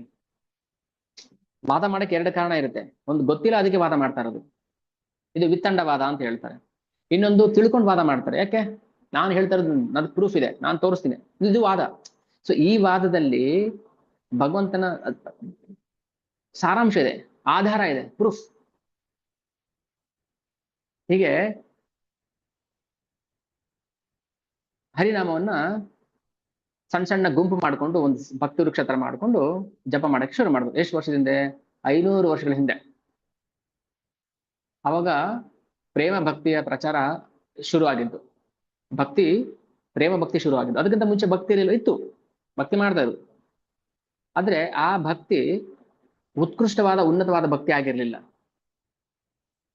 ಉನ್ನತವಾದ ಭಕ್ತಿ ಕೊಡ್ಬೇಕಾದ್ರೆ ಕೃಷ್ಣನೇ ಬರ್ಬೇಕು.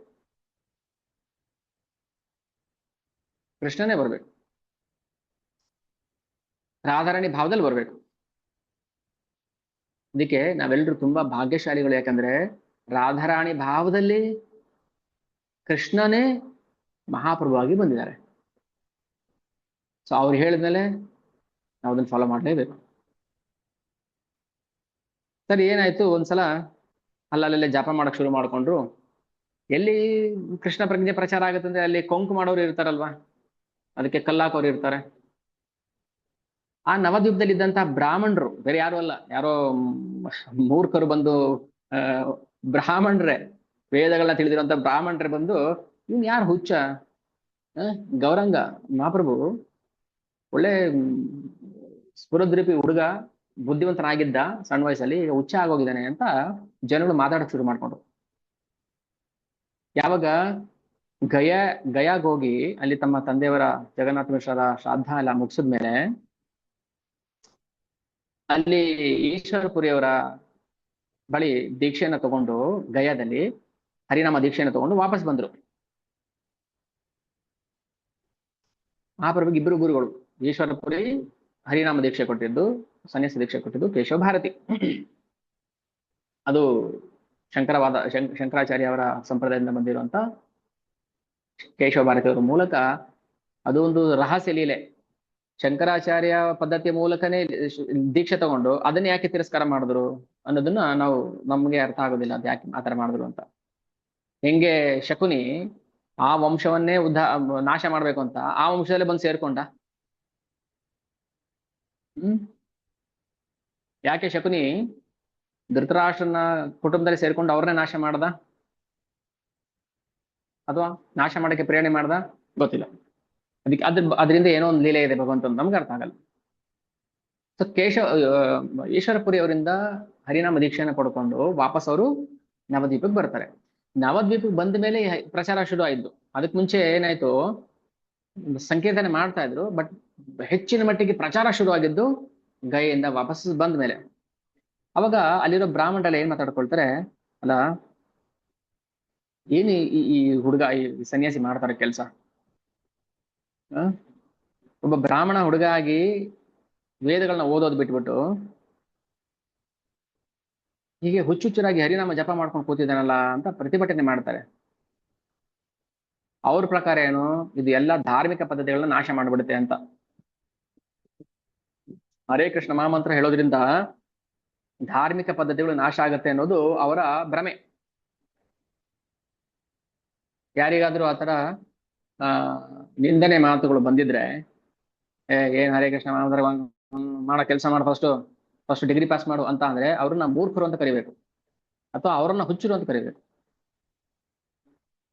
ಮಹಾಪ್ರಭುನೇ ಬಿಡ್ಲಿಲ್ಲ ಬ್ರಾಹ್ಮಣರು, ಮಾಯಾವಾದಿ ಸನ್ಯಾಸಿಗಳು ಅಥವಾ ಮೂರ್ಖ ಪಂಡಿತರು ಏನ್ ಹೇಳ್ತಾರೆ, ಹರೇ ಕೃಷ್ಣ ಮಂತ್ರ ಜಪ ಮಾಡ್ಕೊಂಡು ಸಂಕೀರ್ತನೆ ಮಾಡ್ಕೊಂಡು ಬೀದಿ ಬೀದಿಯಲ್ಲಿ ಅಲ್ಕೊಂಡಿದ್ರೆ ಧಾರ್ಮಿಕ ಪದ್ಧತಿಗಳು ನಾಶ ಆಗ್ಬಿಡುತ್ತೆ.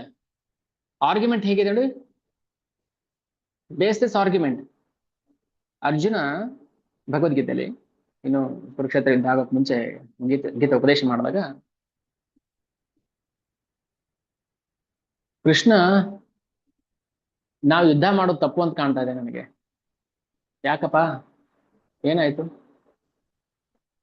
ಇಲ್ಲ, ಯುದ್ಧ ಮಾಡೋದ್ರಿಂದ ಅಹೋ ಭತ ಮಹತ್ ಪಾಪಂ ಕರ್ತುಂ ವ್ಯವಸಿತ ವಯಂ, ಪಾಪ ಮಾಡ್ದಂಗಾಗುತ್ತೆ. ಏನ್ ಪಾಪ ಮಾಡ್ದಂಗಾಗುತ್ತೆ? ಕುಲಕ್ಷಯೇ ಪ್ರಣಶ್ಯಂತಿ, ಕುಲಕ್ಷಯ ಆಗ್ಬಿಡುತ್ತೆ. ಓಹೋ, ಕುಲಕ್ಷಯ ಆಗ್ಬಿಡುತ್ತೆ. ನಿಮ್ ತಾತ, ನಿಮ್ ಚಿಕ್ಕಪ್ಪ, ನಿಮ್ ದೊಡ್ಡಪ್ಪ, ನಿಮ್ ಮಾವನ ಮಕ್ಕಳು, ಅತ್ತೆ ಮಕ್ಕಳೆಲ್ಲ ಸತ್ತೋಗ್ಬಿಡ್ತಾರೆ, ಕುಲಕ್ಷಯ ಆಗುತ್ತೆ. ಆಮೇಲೆ ಕುಲ ಸ್ತ್ರೀಯರು ನಾಶ ಆಗ್ಬಿಡ್ತಾರೆ. ಇದು ಆರ್ಗ್ಯುಮೆಂಟ್ ಅರ್ಜುನಂದು. ಅವ್ನು ಹೇಳ್ತಾ ಇರೋದು ಮೇಲ್ನೋಟಕ್ಕೆ ಸರಿ ಅಂತ ಕಾಣುತ್ತೆ ನಮ್ಗೆಲ್ರಿಗೂ, ಆದ್ರೆ ಅವ್ನು ಮಾಡ್ತಾರ ಆರ್ಗ್ಯುಮೆಂಟ್ ಫಾಲ್ಸ್ ಆರ್ಗ್ಯುಮೆಂಟ್. ಎಷ್ಟು ಜನಕ್ಕೆ ಅರ್ಥ ಆಗಿದೆ ಅದು? ಭಗವದ್ಗೀತೆ ಓದಿದ್ರೆ ಮಾತ್ರ ಅರ್ಥ ಆಗುತ್ತೆ. ಆದ್ರೆ ಅರ್ಜುನ ಮಾಡ್ತಾ ಇರೋದು ವಾದ, ಅದು ತಪ್ಪು ವಾದ. ಹೆಂಗೆ ಕುಲಕ್ಷಯ ನಾಶ ಆಗುತ್ತೆ ಅಂತ ಹೇಳಿದೆ? ಯಾವ ಬೇಸ್ ಮೇಲೆ ಹೇಳಿದೆ ನೀನು ಕುಲಕ್ಷಯ ನಾಶ ಆಗುತ್ತೆ ಅಂತ? ಅಲ್ಲ, ಮತ್ತೆ ನೀನು ಯುದ್ಧ ಮಾಡಿದ್ರೆ 18 ಅಕ್ಷೋಹಿಣಿ ಸೈನ್ಯ ಎಲ್ಲ ಸತ್ತೋಗಲ್ವಾ ಅಂತ ಕೇಳ್ತಾನಲ್ವಾ? ಸರಿ, 18 ಅಕ್ಷೋಹಿಣಿ ಸತ್ತೋಗುತ್ತೆ ಅಂತ ಯುದ್ಧ ಮಾಡದೇ ಇರ್ತೀಯೋ, ಅಥವಾ ಮುಂದೆ ಬರೋ ಲಕ್ಷಾಂತರ ಕೋಟ್ಯಾಂತರ ಜನ ಸಾಯ್ತಾರೆ ಅನ್ನೋ ಕಾರಣಕ್ಕೆ ಯುದ್ಧ ಮಾಡ್ತಾ ಇದೀಯೋ? ಈಗ ಒಂದು ಟೊಮೊಟೊ ಹಣ್ಣು ಕೊಳ್ತೋಗಿದೆ, ಅಯ್ಯೋ ಟೊಮೊಟೊ ಹಣ್ಣು ಕೊಳ್ತೋಗಿದೆಯಲ್ಲ, ಒಂದು ತಾನೆ ಪರವಾಗಿಲ್ಲ ಎದ್ದುಕೊಳ್ಳಿ ಅಂತ ಬಿಟ್ರೆ, ಆ ಬುಟ್ಟಿಲಿ ಎಲ್ಲಾ ಟೊಮೊಟೊ ಹಣ್ಣು ಕೊಳ್ತೋದ್ರೆ ಯಾರ್ ಹೊಣೆ? ಬಿಸಾಕು. ದುಡ್ಡು ಕೊಟ್ಟು ತಂದಿದ್ದೀನಿ ಯಾಕೆ ಬಿಸಾಕ್ಬೇಕು ಅಂತ ಕೇಳಿದ್ರೆ, ನೀನ್ ದುಡ್ಡು ಕೊಟ್ಟು ತಂದಿದ್ಯಾ ಅಂತ ಬಿಸಾಕದೆ ಹೋದ್ರೆ ಇನ್ನ ಬುಟ್ಟಿಲಿರೋ ಎಲ್ಲಾ ಹಣ್ಣುಗಳು ಕೊಳ್ತೋಗುತ್ತಲ್ಲ, ಅದಕ್ಕೆ ದುಡ್ಡು ಕೊಟ್ಟಿಲ್ವಾ?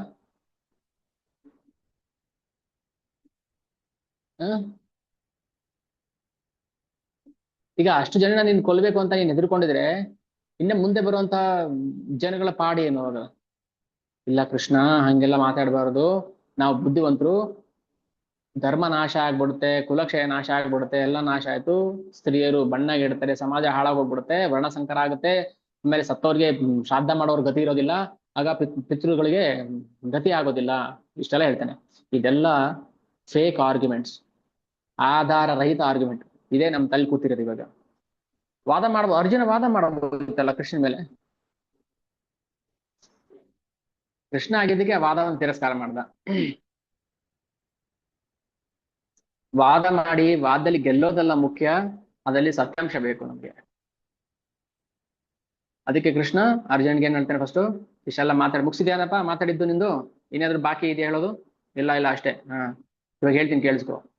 ಕ್ಲೈಬ್ಯಂ ಮಾಸ್ ಮಗಮಃ ಪಾರ್ಥ ನೈತತ್ವೈ ಉಪಪದ್ಯತೆ ಕ್ಷುದ್ರಂ ಹೃದಯ ದೌರ್ಬಲ್ಯಂ ತೆಕ್ತ ಉತ್ತಿಷ್ಟ ಪರಂತಪ. ಇದಕ್ಕೆ ಅರ್ಥಕ್ಕೆ ನಾನು ಭಗವದ್ಗೀತೆ ತಗೊಂಡೆ, ಆಮೇಲೆ ಇದಕ್ಕೆ ಕನ್ಫ್ಯೂಷನ್ ಹೇಳ್ತೀನಿ. ನೀನು ಷಂಡತನವನ್ನ ಬಿಟ್ಟು ಯುದ್ಧ ಮಾಡೋದನ್ನ ಕಲ್ತ್ಕೋ ಅಂತ ಹೇಳಿದಾನೆ ಕೃಷ್ಣ. ಕ್ಲೈಬ್ಯಂ, ಕ್ಲೀಬ ಅಂದ್ರೆ ನಪುಂಸಕ ಅಂತ, ಷಂಡ. ಷಂಡನ್ ತರ ಮಾತಾಡ್ಬೇಡ ಏನು ಅಂತ ಹೇಳಿದಾನೆ ಕೃಷ್ಣ. ಗಂಡಸ್ತರ ಮಾತಾಡು ಅಂದ್ರೆ. ಇಷ್ಟೊತ್ತು ಹೇಳಿದ ಆರ್ಗ್ಯುಮೆಂಟ್ ಎಲ್ಲ ಬಿದ್ದೋಯ್ತಾ? ಅವನ್ ಪ್ರಕಾರ ಅವ್ನು ಹೇಳಿದ್ ಸರಿ ಅಂತ ಕಾಣ್ತಾ ಇತ್ತು ಅರ್ಜುನ್ಗೆ, ಹೌದಲ್ಲ, ನಾನು ಹೇಗಾದ್ರೂ ಮಾಡಿ ಕೃಷ್ಣನ ವಾದದಲ್ಲಿ ಸೋಲಿಸಿ ಓಡೋಗ್ಬಿಡ್ತೀನಿ ಯುದ್ಧ ಮಾಡಿದೆ ಅಂತ. ಆದ್ರೆ ಆ ಧಾರ್ಮಿಕ ತತ್ವಗಳನ್ನ ನಾವು ಮೌಲ್ಯ ಕೊಡಬಾರ್ದು. ಅದು ಧಾರ್ಮಿಕ ತತ್ವಗಳಲ್ಲ. ಅದು ಅವ್ನ್ ಕಣ್ಣಿಗೆ ಕಾಣಿಸದೆ ಧಾರ್ಮಿಕ ತತ್ವ ಅಂತ. ಅದ್ರ ಅರ್ಥ ಏನು? ಕ್ಷುದ್ರಂ ಹೃದಯ ದೌರ್ಬಲ್ಯಂ, ಇದು ಹೃದಯ ದೌರ್ಬಲ್ಯದಿಂದ ಬರುವಂತ ಮಾತು. ಸೊ ಹಾಗೆ ಧರ್ಮ ಅನ್ನೋದು ಹೃದಯ ದೌರ್ಬಲ್ಯದಿಂದ ಬರುತ್ತೆ. ಬಿದ್ದವ್ರಿಗೆ ಬಿಸಿನೀರು ಕೊಡ್ಬೇಕಪ್ಪ, ನೇಣ ಹಾಕೊಳ್ಳೋರ್ಗೆ ಹಗ್ಗ ಕೊಡ್ಬೇಕಪ್ಪ ಅನ್ನೋದು, ಅದು ಕ್ಷುದ್ರ ಹೃದಯ ದೌರ್ಬಲ್ಯ ಅದು. ಅದಕ್ಕೆ ಕೃಷ್ಣನಿಗೆ ಯುದ್ಧ ಮಾಡ್ಬೇಕು ಅಂತ ಇರ್ಲಿಲ್ಲ. ಎಷ್ಟು ಹೇಳಿದ್ರು ಬದಲಾವಣೆ ಆಗದಿರೋರ್ಗೆ ದಂಡಂ ದಶಗುಣಂ ಮಾಡ್ಬೇಕು ಅಂತ ಅರ್ಥ. ನಾವು ಯಾವ ಧರ್ಮನೂ ನೋಡಬಾರ್ದು, ಯಾಕಂದ್ರೆ ಧರ್ಮ ಇಲ್ಲ ಅಲ್ಲಿ. ಅವ್ರೇನ್ ಧರ್ಮ ಇಟ್ಕೊಂಬಂದ್ರ ಯುದ್ಧ ಮಾಡೋದಕ್ಕೆ? ಯುದ್ಧ ಮಾಡೋಕ್ಕೂ ಧರ್ಮ ಇರುತ್ತೆ. ಯಾರು ಹೋಗಿ ಮಲಗಿರುವಂತ ಮಕ್ಕಳನ್ನ ತಲೆ ಕಡ್ಕೋಬಾ, ಶಿಬಿರಕ್ಕೆ ಬೆಂಕಿ ಹಚ್ಚು, ಚಕ್ರ ಭೇದನೆ ಮಾಡಕ್ ಬಂದವ್ರು ಕೊಂದು ಬಿಡು, ಯಾವ ಯುದ್ಧದಲ್ಲೂ ಆತರ ಧರ್ಮ ಹೇಳೋದಿಲ್ಲ. ಸಂಜೆ ಆದ್ಮೇಲೆ ಯಾರು ಯುದ್ಧ ಮಾಡಬಾರದು, ಬೆನ್ನಿಂದೆ ಚೂರಿ ಹಾಕಬಾರದು, ಯುದ್ಧ ಮಾಡ್ಬೇಕಾದ್ರೆ ಎದುರುಗಡೆಯಿಂದ ಬರಬೇಕು, ಶಸ್ತ್ರ ಅಸ್ತ್ರ ಇಲ್ದವ್ರ ಮೇಲೆ ಕೈ ಅಟ್ಯಾಕ್ ಮಾಡಬಾರ್ದು. ಅಭಿಮನ್ಯು ಮೇಲೆ ಹೆಂಗ್ ಅಟ್ಯಾಕ್ ಮಾಡಿದ್ರು? ಇದೆಲ್ಲ ಅಧರ್ಮ ಅಲ್ವಾ? ಸೊ ಅಧರ್ಮ ಮಾಡದೆ ಅಧರ್ಮದಿಂದ ಅದನ್ನ ಸೋಲಿಸ್ಬೇಕು. ಅದಕ್ಕೆ ಭಗವಂತನ ಭಕ್ತಿ ಸೇವೆಯಲ್ಲಿ ನಾವು ಹೃದಯ ದೌರ್ಬಲ್ಯವನ್ನ ಎದುರುಗಡೆ ಮಾಡ್ಕೊಂಡು ಮುಂದಿಟ್ಕೊಂಡು ಧರ್ಮವನ್ನ ಪಾಲನೆ ಮಾಡೋಂಗಿಲ್ಲ. ಅದಕ್ಕೆ ಧರ್ಮದ ಸೂಕ್ಷ್ಮತೆ ನಮ್ಗೆ ಅರ್ಥ ಆಗೋದಿಲ್ಲ. ಒಂದ್ ವೇಳೆ ಇದು ಅಧರ್ಮ ಆಗಿದ್ರೆ ಕೃಷ್ಣ ಯಾಕೆ ಯುದ್ಧ ಮಾಡಿಸ್ಬೇಕಿತ್ತು? ಕೊಲ್ಲಿಸ್ಬೇಕಿತ್ತು ಅರ್ಜುನನ್ನ, ಮಾಫಿ ಮಾಡ್ಬೋದಿತ್ತಲ್ಲ. ಮಾಫಿ ಗೀಫಿ ಇಲ್ಲ ಅಲ್ಲಿ. ಏನಿದ್ರು ಸಂಧಾನಕ್ಕೆ ಹೋಗೋವರೆಗೂ ಅಷ್ಟೇ ಮಾಫಿ. ಸಂಧಾನ ಇಲ್ಲ, ಮುಗಿತು, ಇಲ್ಲ ಯುದ್ಧನೇ, ಯುದ್ಧಾಯ ಕೃತ ನಿಶ್ಚಯ ಅಂದ್ಮೇಲೆ ಯುದ್ಧ ಮಾಡ್ಲೇಬೇಕು. ಸೊ ಇದು ಧರ್ಮ. ಒಂದ್ ಕಡೆ ಆ ಕಡೆ ಇರ್ಲಿ ಅದು ಭಗವದ್ಗೀತಾ. ಇವಾಗ ಇಲ್ಲಿಗೆ ಬನ್ನಿ. ಇಲ್ಲಿ ನವದ್ವೀಪದಲ್ಲಿ ಬ್ರಾಹ್ಮಣರು ಮಹಾಪ್ರಭುಗಳ ಕೀರ್ತನೆ, ನಗರ ಸಂಕೀರ್ತನೆಗೆಲ್ಲ ಅಡ್ಡಿ ಕೊಡ್ತಾ ಇದ್ರು, ಆಡ್ಕೋತಾ ಇದ್ರು, ಬಾಯಿಗೆ ಬಂದಾಗ ಮಾತಾಡ್ಕೋತಾ ಇದ್ರು. ಖಂಡಿತವಾಗಿ ಇದೆಲ್ಲ ಧಾರ್ಮಿಕ ಪದ್ಧತಿ ನಾಶ ಮಾಡ್ಬಿಡುತ್ತೆ ಅಂತ ಹೆಂಗೆ ಅರ್ಜುನ ಹೇಳದ್ನೋ ಅದೇ ತರ ಇವ್ರು ಹೇಳ್ತಾ ಇದ್ರು. ಏನ್ ನಾಶ ಮಾಡುತ್ತೆ? ಏನು ನಾಶ ಆಗೋದಿಲ್ಲ ಅಲ್ಲಿ. ಕೃಷ್ಣ ಭಕ್ತಿ, ಹರಿನಾಮ ಸಂಕೀರ್ತನೆ ಎಲ್ಲ ಧರ್ಮಗಳಿಗಿಂತನೂ ಮೀರಿದ್ದು ಅದು. ಕೃಷ್ಣ ಪ್ರಜ್ಞೆ ಧರ್ಮಗಳನ್ನ, ಎಲ್ಲ ಧರ್ಮವನ್ನ ಮೀರಿದ್ದು.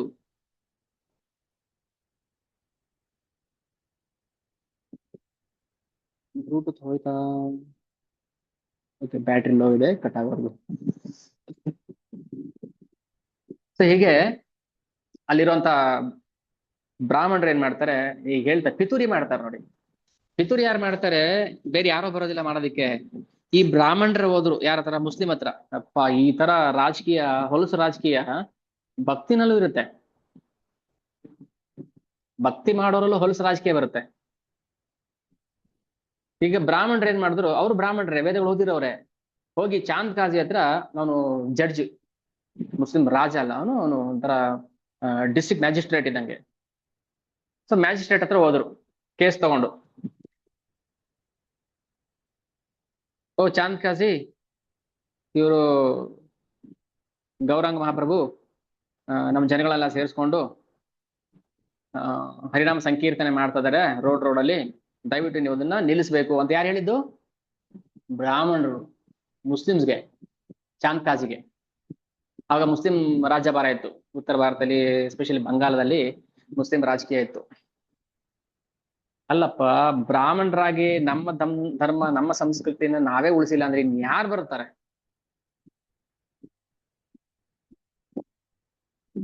ಮತ್ತೆ ಬಂಬಡಿ ಹೊಡಿತೀವಿ ನಾವು. ಪಾಕಿಸ್ತಾನ್ ಸರಿ ಇಲ್ಲ, ಬಾಂಗ್ಲಾ ಸರಿ ಇಲ್ಲ, ತಮಿಳ್ನಾಡು ಸರಿ ಇಲ್ಲ, ಇದು ಸರಿ ಇಲ್ಲ, ಅದು ಸರಿ ಇಲ್ಲ. ಮೊದಲು ನಾವು ಸರಿ ಇಲ್ಲ.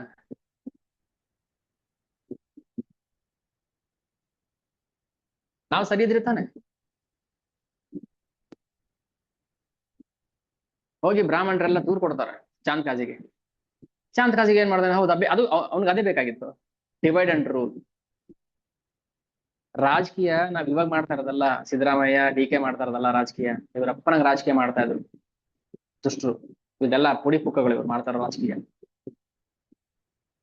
ರಾಜಕೀಯ ವ್ಯಕ್ತಿಗಳಂದ್ರೆ ತಮ್ಮ ಬೇಳೆ ಬೇಯಿಸ್ಕೊಳ್ಳೋಕೋಸ್ಕರ ಮಾಡುವಂತ ಕುತಂತ್ರಗಳು. ಸೊ ಹೋದ್ರು ಚಾಂದ್ ಕಾಜಿಗೆ ಹೇಳಿದ್ರು, ಅವನೇನ್ ಮಾಡ್ತಾರೆ, ಚಾಂದ್ ಕಾಜಿ ಸೈನ್ಯ ತಗೊಂಡ ಅಲ್ಲಿ ಯಾರ್ಯಾರು ಸಂಕೀರ್ತನೆ ಮಾಡ್ತಾ ಮೃದಂಗ ಕರ್ತಾ ಎಲ್ಲ ಕಿತ್ ಮುರಿದಾಗಿ ಬಿಸಾಕ್ಬಿಟ್ರು. ಒಂದ್ ವೇಳೆ ಏನಾದ್ರು ಜಪ ನಿಲ್ಲಿಸ್ಲಿಲ್ಲ, ನೀವು ಸಂಕೀರ್ತ ನಿಲ್ಲಿಸಿಲ್ಲ ಅಂತಂದ್ರೆ ಏನ್ ಬೇಕಾದ್ರೂ ಮಾಡ್ಬಿಡ್ತೀನಿ ನಾನು ನಿಮ್ನ ಅಂತ ಎದುರಿಸ್ತಾನೆ ಚಾಂದ್ ಕಾಜಿ. ಮಹಾಪ್ರಭು ಹೇಳ್ತಾರೆ, ಹೌದಾ, ಏನ್ ಮಾಡಿದೆ ಮಾಡೇ ಬಿಡ್ ನೋಡೋಣ. ಸರಿ, ಏನ್ ಮಾಡಿದ್ರು ಮಹಾಪ್ರಭು? ಸಂಕೀರ್ತನ ಇನ್ನು ಗಟ್ಟಿ ಮಾಡಿದ್ರು, ಜೋರು ಮಾಡಿದ್ರು, ನಿಲ್ಲಿಸಬಾರ್ದು ಮಾಡಿ. ಯಾಕಂದ್ರೆ ಹರಿನಾಮ ಸಂಕೀರ್ತನೆ ಯುಗ ಧರ್ಮ. ನೀನ್ ಯಾರು ಯುಗ ಧರ್ಮವನ್ನ ತಿಳಿಯೋದಿಕ್ಕೆ? ಧರ್ಮ ಪ್ರವರ್ತಕ ನಾನು, ಭಗವಾನ್ ಕೃಷ್ಣ. ನನ್ನ ಮಾರ್ಗಕ್ಕೆ ಅಡ್ಡಿ ಬರುವಂತ ನೀನ್ ಯಾರು? ಆದ್ರೆ ಭಗವಂತನ ಸೇವೆಗೂ ಅಡ್ಡಿ ಮಾಡೋರು ಇದಾರೆ ಅಂತ ತೋರ್ಸ್ಬೇಕಲ್ಲ. ಚಾಂದ್ ಕಾಜಿ ಭಗವಂತನ ಸೇವೆಗೂ ಅಡ್ಡಿಗಾಲ ಹಾಕ್ತಾರೆ. ಅಂಥದ್ರಲ್ಲಿ ನಾವು, ಅಯ್ಯೋ ನಮ್ಗೆ ಭಕ್ತಿ ಮಾಡಕ್ ಅವ್ರು ಬಿಡ್ತಾ ಇಲ್ಲ, ಇವ್ರು ಬಿಡ್ತಾ ಇಲ್ಲ, ನಮ್ಮ ಮನೆಯವ್ರು ಕಳಿಸ್ತಾ ಇಲ್ಲ, ಇವೆಲ್ಲ ಹೇಳ್ತೀವಲ್ವಾ. ಅಲ್ಲ, ಭಗವಂತನೇ ಭಕ್ತಿ ಪ್ರಚಾರ ಮಾಡಕ್ ಬಂದಾಗ ಅವ್ರಿಗೆ ಅಡ್ಡಗಾಲ ಹಾಕಕ್ ಬರ್ತಾರೆ ಮೂರ್ಖರು. ನಮ್ ಕತೆ ಏನ್ ಮತ್ತೆ? ಆದ್ರೆ ಯಾರು ಕಷ್ಟದಲ್ಲೂ ಕೂಡ ಭಕ್ತಿಯನ್ನ ಮುಂದುವರ್ಸ್ಕೊಂಡು ಹೋಗ್ತಾರೆ, ಅವ್ರಿಗೆ ಖಂಡಿತವಾಗ್ಲೂ ಭಗವಂತ ಸಹಾಯ ಮಾಡ್ತಾನೆ. ನೋಡ್ಬೇಕಾ ಅದು? ಯಾರು ಕಷ್ಟದಲ್ಲೂ ಸಂದಿಗ್ಧ ಪರಿಸ್ಥಿತಿಯಲ್ಲೂ ಭಕ್ತಿ ಸೇವೆಯನ್ನ ಜೋರ್ ಮಾಡ್ಕೊಂಡು ಹೋಗ್ಬೇಕು ಹೊರತು ನಿಲ್ಲಿಸಬಾರ್ದು. ಅಯ್ಯೋ ಮುಂಚೆ ಭಕ್ತಿ ಚೆನ್ನಾಗಿ ಮಾಡ್ತಾ ಇದೆಯಪ್ಪ, ಇವಾಗ ಯಾಕೋ ಮಾಡಕ್ ಆಗ್ತಾ ಇಲ್ಲ, ಇನ್ನೂ ಜಾಸ್ತಿ ಮಾಡ್ಬೇಕು. ಸರಿ, ಏನ್ ಮಾಡಿದ್ರು ಮಹಾಪ್ರಭು? ಇವತ್ ಸಂಜೆ ನಾವೊಂದು ಬೃಹತ್ ಸಂಕೀರ್ತನ ಆಂದೋಲನ ಮಾಡೋಣ. ಮಹಾಪ್ರಭು ಹೇಳ್ತಾ ಇರೋದು ಜನಗಳಿಗೆ.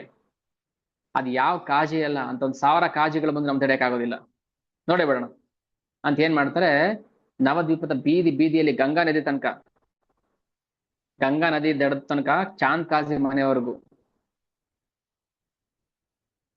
ಒಂದು ಬೃಹತ್ ಮೆರವಣಿಗೆ ಬರ್ಲಿ. ಅದ್ ಯಾರು ಬರ್ತಾರೆ ನೋಡೇ ಬೇಡ. ಸರಿ, ಏನ್ ಮಾಡಿದ್ರು ನಿಮಾಯಿ ಅಂದ್ರೆ ಗೌರಂಗ ಮಹಾಪ್ರಭು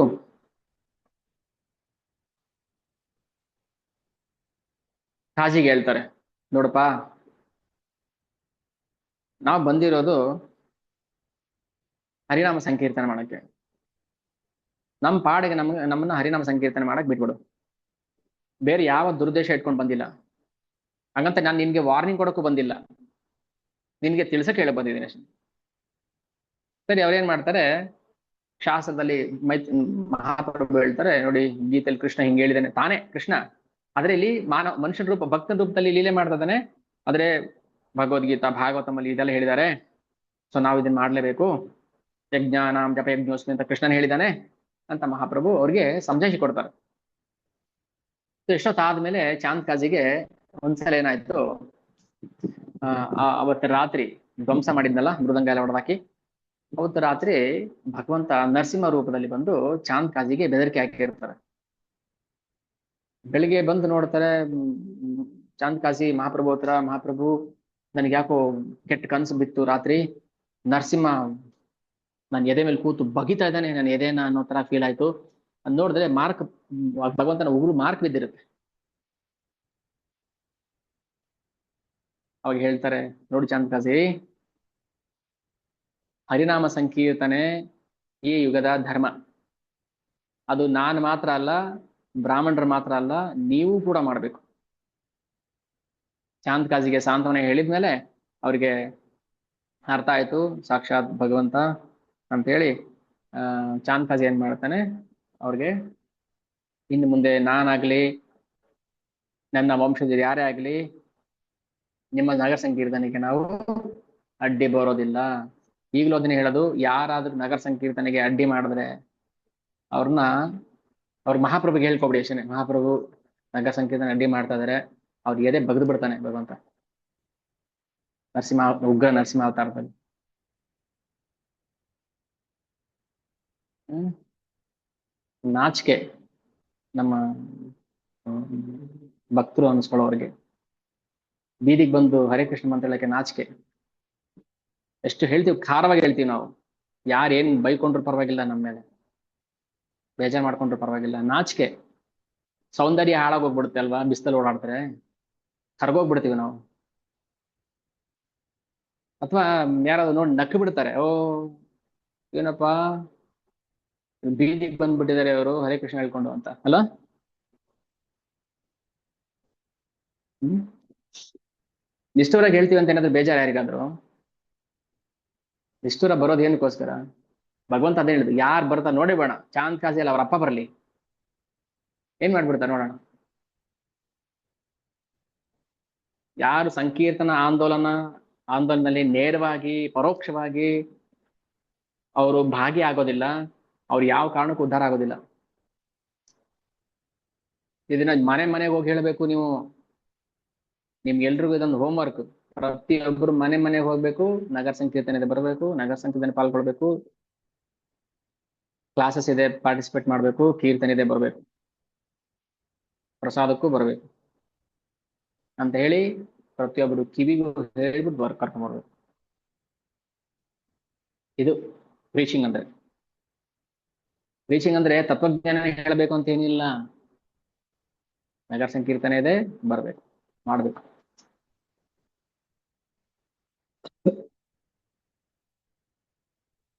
ಹ್ಮ್ ಹೀಗೆ ನಗರ ಸಂಕೀರ್ತನೆ ಜೋರಾಗಿ ನಡೀತಾ ಇದೆ. ಪ್ರತಿ ದಿನ ಸಂಜೆ ನವದ್ವೀಪದಲ್ಲಿ ಎಲ್ರ ಮನೆಯಲ್ಲೂ ನಗರ ಸಂಕೀರ್ತನೆ, ಆ, ಹರಿನಾಮ ಜಪ, ಎಲ್ರು ಕರ್ತಾಲ ಮೃದಂಗ ಇಟ್ಕೊಂಡು ಡ್ಯಾನ್ಸ್ ಮಾಡ್ಕೊಂಡು. ಇದು ನೇರ ಡೈರೆಕ್ಟ್ ಕೃಷ್ಣ ಪ್ರೇಮ. ಇದು ಯಾವ ಕ್ವಾಲಿಫಿಕೇಶನ್ ಏನ್ ಬೇಕಾಗಿಲ್ಲ, ಡೈರೆಕ್ಟ್ ಸರ್ಟಿಫಿಕೇಟ್ ತಗೊಳ್ಳಿ, ನಿಮ್ ಡಿಗ್ರಿ ಪಾಸ್ ಆಗಿದ್ದೀರಾ ನೀವು. ಯಾವ ನರ್ಸರಿ LKG UKG ಓದೋ ಅವಶ್ಯಕತೆ ಇಲ್ಲ, ಡೈರೆಕ್ಟ್ ಆಗಿ ಹರಿನಾಮ ಜಪ ಮಾಡಿ ಕೃಷ್ಣ ಪ್ರೇಮ ಸರ್ಟಿಫಿಕೇಟ್ ತಗೊಳ್ಳಿ ಅಷ್ಟೇ. ಯಾಕಂದ್ರೆ ಕಲಿಯುಗದ ಮಹಾ ಮೂಢರು ನಾವು, ನಮ್ಗೇನು ಯೋಗ್ಯತೆ ಇಲ್ಲ. LKG ಅಡ್ಮಿಷನ್ ಆಗೋಕೆ ನಮ್ಗೆ ಅರ್ಹತೆ ಯೋಗ್ಯತೆ ಇಲ್ಲ ಭಕ್ತಿನಲ್ಲಿ. ಭಕ್ತಿ ಅನ್ನೋ ಸ್ಕೂಲಲ್ಲಿ ನಮ್ಗೆ LKGಗೆ ಅಡ್ಮಿಷನ್ ಆಗೋಕ್ಕೂ ನಮ್ಗೆ ಯೋಗ್ಯತೆ ಇಲ್ಲ. ಕಲಿಯುಗ ಅಷ್ಟು ಘೋರವಾಗಿದೆ, ಭಯಂಕರವಾಗಿದೆ.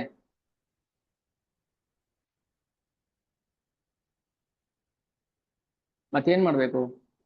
ನೇರವಾಗಿ ಹರೇ ಕೃಷ್ಣ ಜಪ ಮಾಡಿ ಪ್ರೀತಿ ಭಕ್ತಿಯಿಂದ ತಗೊಳ್ಳಿ ಕೃಷ್ಣ ಪ್ರೇಮ.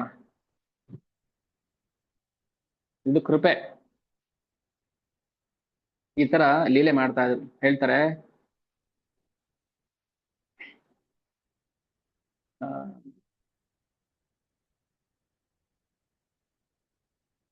ಹ್ಮ್, ನಮ್ಮ ಜೀವನ ಭಾಗವತ ಮೇಲೆ ಬರುತ್ತೆ ಮಾತು. ಜೀವನ ಹಾಳು ಮಾಡ್ಕೋಬೇಡಿ, ವೇಸ್ಟ್ ಮಾಡ್ಕೋಬೇಡಿ, ಜೀವನ ಎಂಜಾಯ್ ಮಾಡ್ತಾ ಸಾರ್ಥಕ ಮಾಡ್ಕೊಳ್ಳಿ. ಕಿಂಚಿತ್ ಭಕ್ತಿ ಮಾಡಿ. ಆಯುರ್ ಹರತಿ ವೈಪುಂಸಂ ಉದ್ಯನ್ ಅಸ್ತಂಚಯನಸೌ ಯಸ್ಯಾರ್ಥೆ ಕಥಿತಂ ನೀತ ಭಗವತ್ ಉತ್ತಮ ಶ್ಲೋಕ ವಾರ್ತೆಯ. ಏನ್ ಹಾಗಂದ್ರೆ ಅರ್ಥ, ಇವತ್ತು ಬೆಳಿಗ್ಗೆ ಸನ್ರೈಸ್ ಆಯ್ತು, ಸನ್ರೈಸ್ ಕಾಫಿ ಅಲ್ಲ, ಸನ್ರೈಸ್ ಆಯ್ತು, ಸೂರ್ಯೋದಯ ಆಯ್ತು. ಉದ್ಯನ್ ಅಸ್ತಂಚ ಎನ್ನಸೌ, ಅಸೌ ಅಂದ್ರೆ ಸೂರ್ಯ. ಸೂರ್ಯ ಹುಟ್ಟದ, ಸಂಜೆ ಮುಳುಗ್ತಾನೆ, ಹೋಯ್ತು 12 ಗಂಟೆ ನಮ್ಮ ಆಯುಷ್ಯ ಹೋಯ್ತು. ಇನ್ನು 12 ಗಂಟೆ ನಿದ್ರೆ ಹೋಯ್ತು. ಆ ಆಯುರ್ ಆಯುರ್ ಹರತಿ ವೈ ಪುಂಸಾಂ, ಮನುಷ್ಯನ ಆಯಸ್ಸು ಕಿತ್ಕೊಂಡು ಹೋಗ್ಬಿಟ್ಟ ಸೂರ್ಯ. ಹೋಯ್ತಾ? ಇವತ್ತು ಬೆಳಿಗ್ಗೆ ಎದ್ದು ಮತ್ತೆ ನಾಳೆ ಬೆಳಿಗ್ಗೆ ಎದ್ದು 24 ಗಂಟೆ ಹೋಯ್ತು. ಏನ್ ಬಂತು ಅದರಿಂದ? ಸಾರ್ಥಕ. ಉದ್ಯನ್ ಅಸ್ತಂಚ ಎನ್ನಸೌ ಯಸ್ಯಾರ್ಥೆ ಕಥಿತಂ ನೀತ ಭಗವದ್ ಉತ್ತಮ ಶ್ಲೋಕ ವಾರ್ತೆಯ. ಯಾರು ಭಗವಂತನ ವಾರ್ತೆಯನ್ನ ಕೇಳ್ತಾನೋ, ಭಗವಂತನ ವಾರ್ತೆ ಅಂದ್ರೆ ಏನು? ಭಗವಂತನ ಲೀಲೆಗಳನ್ನ. ವಾರ್ತೆ ಅಂದ್ರೆ TV9 ಇಂದ TV1 ಇಂದ TV1 2 3 4 5 ಅದೆಲ್ಲ ವಾರ್ತೆ. ಅದು ದರಿದ್ರ ವಾರ್ತೆ. ಅದು ಈ ಜಗತ್ತಿನ ಅಲ್ಲ, ನಮ್ ಬಗ್ಗೆನೇ ನಮ್ಗೆ ಗೊತ್ತಿಲ್ಲ, ಇನ್ ಯಾರ್ದೋ ಬಗ್ಗೆ ತಿಳ್ಕೊಂಡು ಏನಾಗ್ಬೇಕು ನಾವು? ಹ್ಮ್? ನಮ್ಮ ಮೇಲೆ ಬಾಂಬ್ ಬೀಳ್ತಾ ಇದೆ, ನಮ್ಮ ಜೀವ ಅಸ್ತಿತ್ವದ ಮೇಲೆ ಬಾಂಬ್ ಬೀಳ್ತಾ ಇದೆ. ಅದು ಬಿಟ್ಬಿಟ್ಟು ಇನ್ಯಾವುದೋ ಇರಾನ್ ಮೇಲೆ ಬಾಂಬ್, ಅದ ಮೇಲೆ ಬಾಂಬ್, ನಿಮಗೆ ಯಾಕದು? ಹ್ಮ್? ನಮ್ ಬಗ್ಗೆನೇ ನಮ್ಗೆ ಕಾಳಜಿ ಇಲ್ಲ, ಇನ್ನೊಬ್ರ ಬಗ್ಗೆ ನಮ್ಗೆ ಟೆನ್ಷನ್. ಅಯ್ಯೋ ಅಮೆರಿಕಾದವ್ರು ಏನ್ ಮಾಡ್ತಾರೋ, ಅಯ್ಯೋ ಅದ್ ಮಾಡೋರು ಮಾಡ್ತಾರೆ. ಅದಕ್ಕೆ ಅಂತಾನೆ ಕೆಲವ್ರು ಮೂರ್ಖರನ್ನ ನೇಮಿಸಿರ್ತಾರೆ, ಅವ್ರು ಮಾಡ್ಕೊಂಡು ಹೋಗ್ತಾರೆ. ದ್ರೌಪದರ ಮಾತಿದು. ಬಾಂಬ್ ಬಿತ್ತಾ ಅದು ಹಿಡ್ಕೊಳ್ಳಿ, ಓ ಲಡ್ಡು ಬಂದಿದೆ ಕೈಗೆ ಅಂತ ಕಣ್ಣು ಒತ್ಕೊಂಡು ಕೃಷ್ಣ ಪ್ರಸಾದ ಅಂತ ತಿನ್ನಿ. ಬ್ಲಾಸ್ಟ್ ಆಯ್ತಾ, ಕೃಷ್ಣ ಅಂತ ಹೋಗ್ತಿದ್ದೆ ಭಗವಂತ ಧಾಮಕ್ಕೆ. ಯುದ್ಧ ಆಗ್ತಾ ಇರ್ಬೇಕಾದ್ರೆ ಏನ್ ಮಾಡ್ಬೇಕು ನಾವು? ಚಾಂಟಿಂಗ್, ಹರೇ ಕೃಷ್ಣ ಹರೇ ಕೃಷ್ಣ ಕೃಷ್ಣ ಕೃಷ್ಣ ಹರೇ ಹರೇ, ಹರೇ ರಾಮ ಹರೇ ರಾಮ ರಾಮ ರಾಮ. ನಿಮ್ ಕರ್ತವ್ಯ ನೀವು ಮಾಡ್ಕೊಂಡು ಹೋಗಿ. ನಿಮ್ಮ ಸ್ವಧರ್ಮ ಏನಿದೆ ಫಾಲೋ ಮಾಡಿ, ನಿಮ್ ಸನಾತನ ಧರ್ಮ ಏನಿದೆ ಫಾಲೋ ಮಾಡ್ಕೊಂಡು ಹೋಗಿ. ಯಾರು ಭಗವಂತನ ಕಥೆಯನ್ನ ಕೇಳದೆ ಸುಮ್ಮನೆ ಮಲಗಿರ್ತಾರೆ, ಅವ್ರ ಜೀವನ ವ್ಯರ್ಥ ಆಯ್ತು. ನಿಮ್ಮ ಜೀವನವನ್ನ ಕೇವಲ ದೇಹ ಪೋಷಣೆಯಲ್ಲಿ ವ್ಯರ್ಥ ಮಾಡಬೇಡಿ. ಇದು ಮಹಾಪ್ರಭು ಆಜ್ಞೆ. ಇದು ಎಂತ ಅನುಪಮವಾದ ಉಡುಗೊರೆ ಇದು. ನೀವು ಭಗವಂತನನ್ನ, ಯಶೋಧ ನಂದನನ್ನ ಆರಾಧನೆ ಮಾಡ್ಲಿಲ್ಲ ಅಂದ್ರೆ, ದೇವಕಿ ನಂದನನ್ನ ಆರಾಧನೆ ಮಾಡ್ಲಿಲ್ಲ ಅಂದ್ರೆ ನೀವು ಉದ್ಧಾರ ಆಗೋದಿಲ್ಲ.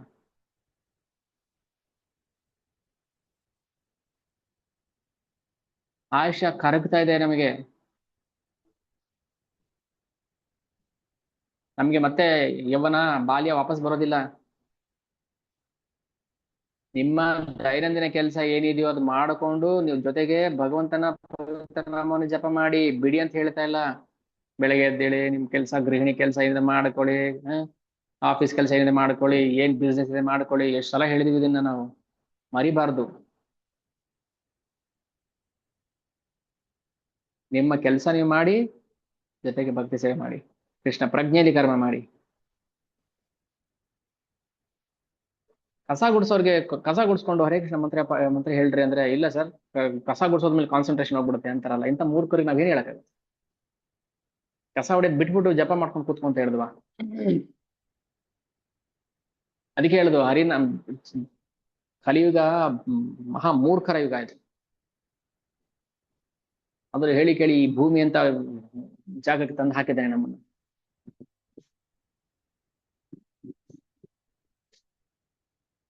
ಮೊದ್ಲೇ ಕೋತಿ ಬುದ್ಧಿ.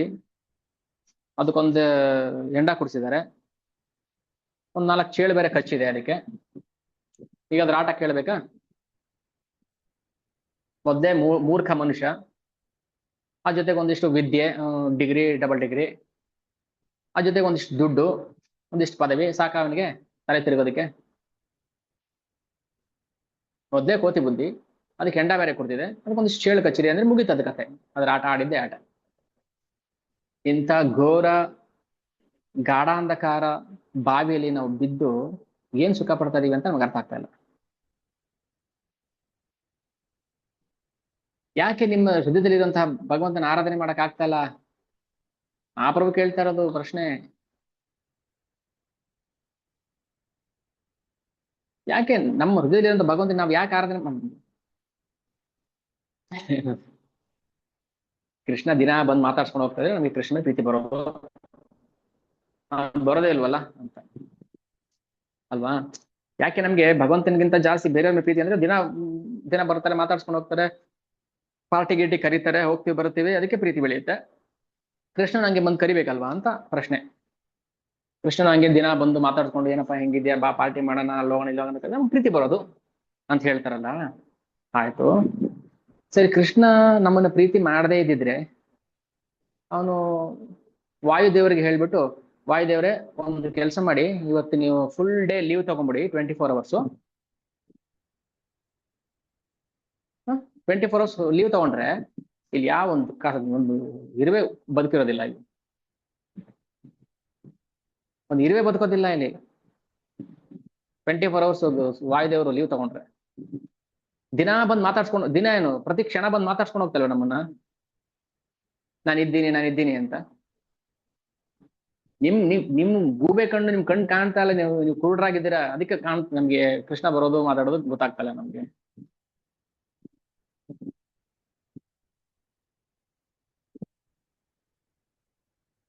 ಮಯಾಧ್ಯಕ್ಷೇಣ ಪ್ರಕೃತಿ ಸೂಯತೆ ಸಚರಾಚರಂ.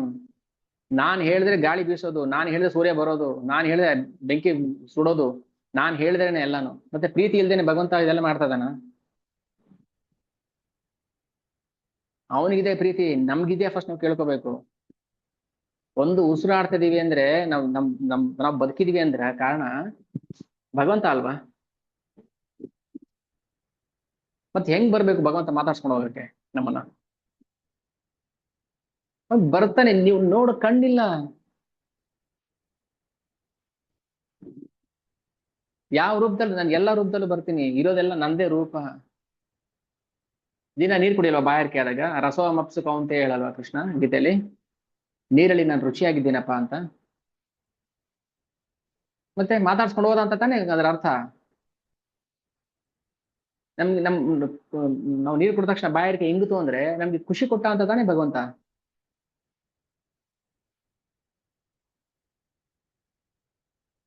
ಬಾಯಾರಿಕೆ ಆಗ್ತದೆ, ಪ್ರಾಣ ಹೋಗ್ತಾ ಇದೆ, ಹೆಂಡತಿ ಬಂದು ಪ್ರೀ ನಾನ್ ಮುದ್ದು ಮಾಡ್ತೀನಿ ಬನ್ನಿ ಅಂದ್ರೆ, ಹೋಗೆ ಸಾಯ್ತಾ ಇದೀನಿ, ನಂಗೆ ನೀರ್ ಕುಡಿದೆ.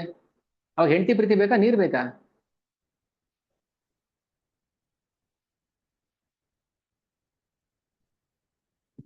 ಮತ್ತೆ ಹೆಂಡತಿಗಿಂತ ಚೆನ್ನಾಗಿ ಪ್ರೀತಿ ಮಾಡೋದಿಲ್ವಾ ಭಗವಂತ? ನಮ್ಗೆ ಅರ್ಥ ಆಗ್ತಾ ಇಲ್ಲ ಅದು. ಭಗವಂತ ಗಾಳಿ ಕೊಟ್ರೆ, ಭಗವಂತ ನೀರು ಕೊಟ್ರೆ, ಭಗವಂತ ಅನ್ನ ಕೊಟ್ರೆ ಮಾತ್ರ ಹೆಂಡತಿ ಮನೆ ಮಕ್ಕಳು ಆಮೇಲೆ ಆಮೇಲೆ ಕತೆ ಅದು. ಫಸ್ಟ್ ಭಗವಂತನ ಪ್ರೀತಿ ಮಾಡೋದು ಕಲಿಬೇಕು. ಇದಾನೆ, ನಮ್ ಜೊತೆ ಇದ್ದಾನೆ, ನಮ್ಮ ಹೃದಯದಲ್ಲಿ ಇದ್ದಾನೆ. ಆದ್ರೆ ನಾವು ಅವನ್ನ ಬಿಟ್ಟು ಏನ್ ಮಾಡ್ತೀವಿ ನಾವು? ಓ, ನನ್ ಹೆಂಡತಿ, ನನ್ ಗಂಡ, ನನ್ ಮನೆ, ನನ್ನ ಮಕ್ಕಳು, ನನ್ ಫ್ರೆಂಡ್ಸು, ನನ್ನ ಬಂಧುಗಳು, ನನ್ನ ಬಾಂಧವರು, ನಮ್ಮ ಕುಲದವರು, ನಮ್ಮ ಜಾತಿಯವರು. ಮಹಾಪ್ರಭು ಹೇಳ್ತಾರೆ, ಪ್ರತಿ ದಿನ ಸೂರ್ಯೋದಯ ಮತ್ತು ಸೂರ್ಯಾಸ್ತ ನಿಮ್ಮ ಜೀವಿತಾವಧಿಯನ್ನ ಹೇಗೆ ಕೊಂಡಿಸುತ್ತಿವೆ ಎಂಬುದನ್ನ ಕಂಡುಕೊಳ್ಳುವಲ್ಲಿ ನೀವು ವಿಫಲರಾಗಿದ್ದೀರಿ. ಹೌದು, ನಾವು ವಿಫಲರಾಗಿದ್ದೀವಿ, ನಾವು ಫೇಲ್ಯೂರ್ ಆಗಿದ್ದೀವಿ. ನಾವು ಭಗವಂತರ ಅರ್ಥ ಮಾಡ್ಕೊಳಕ್ ಆಗ್ತಾ ಇಲ್ಲ. ನಾವು ಕಣ್ಮುಂದೆ ಇದ್ದಾನೆ, ಗಾಳಿ ನೋಡಿ, ಗಾಳಿ ಕುಡಿತಾ ಇದೀವಿ ನಾವು, ಅದೇ ಅದು ಭಗವಂತ ಅಂತ ಅರ್ಥ ಮಾಡ್ಕೊಳಕ್ ಆಗ್ತಾ ಇಲ್ಲ.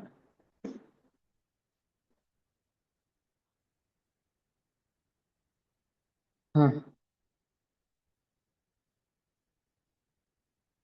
ಈಗ್ಲೂ ನೋಡಿ ಭಗವಂತ ಎಷ್ಟು ಲೀಲೆ ಮಾಡ್ತಾನೆ. ಮಹಾಪ್ರಭುಗೆ ಡ್ರೆಸ್ ಹೊಲಿತಾರಲ್ಲ, ಯಾರಾದ್ರೂ, ನಾನು ಅದಕ್ಕೆ ಎಷ್ಟು ಖುಷಿ ಪಡ್ತೀನಿ ಅನ್ನೋಕ್ಕೆ, ಸೇವೆ ಮಾಡ್ತಾರೆ ಅಂದ ತಕ್ಷಣ ಆದ್ರೆ ನಮ್ ಪ್ರಾಣ, ಹೇಳ್ತಾರಲ್ಲ ನಮ್ ಪ್ರಾಣ ಅದು.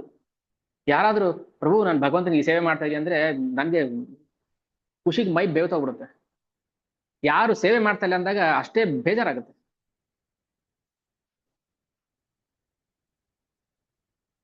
ಎಷ್ಟು ಕಲೆ ಕೊಡ್ತಾನೆ ಭಗವಂತ ನಮಗೆ, ಪ್ರತಿಯೊಬ್ಬರು ಮಾತಿನ ಕಲೆ ಕೊಡ್ತಾನೆ, ಅವ್ರಿಗೆ ಏನೇನೋ ಕಲೆ ಕೊಡ್ತಾನೆ.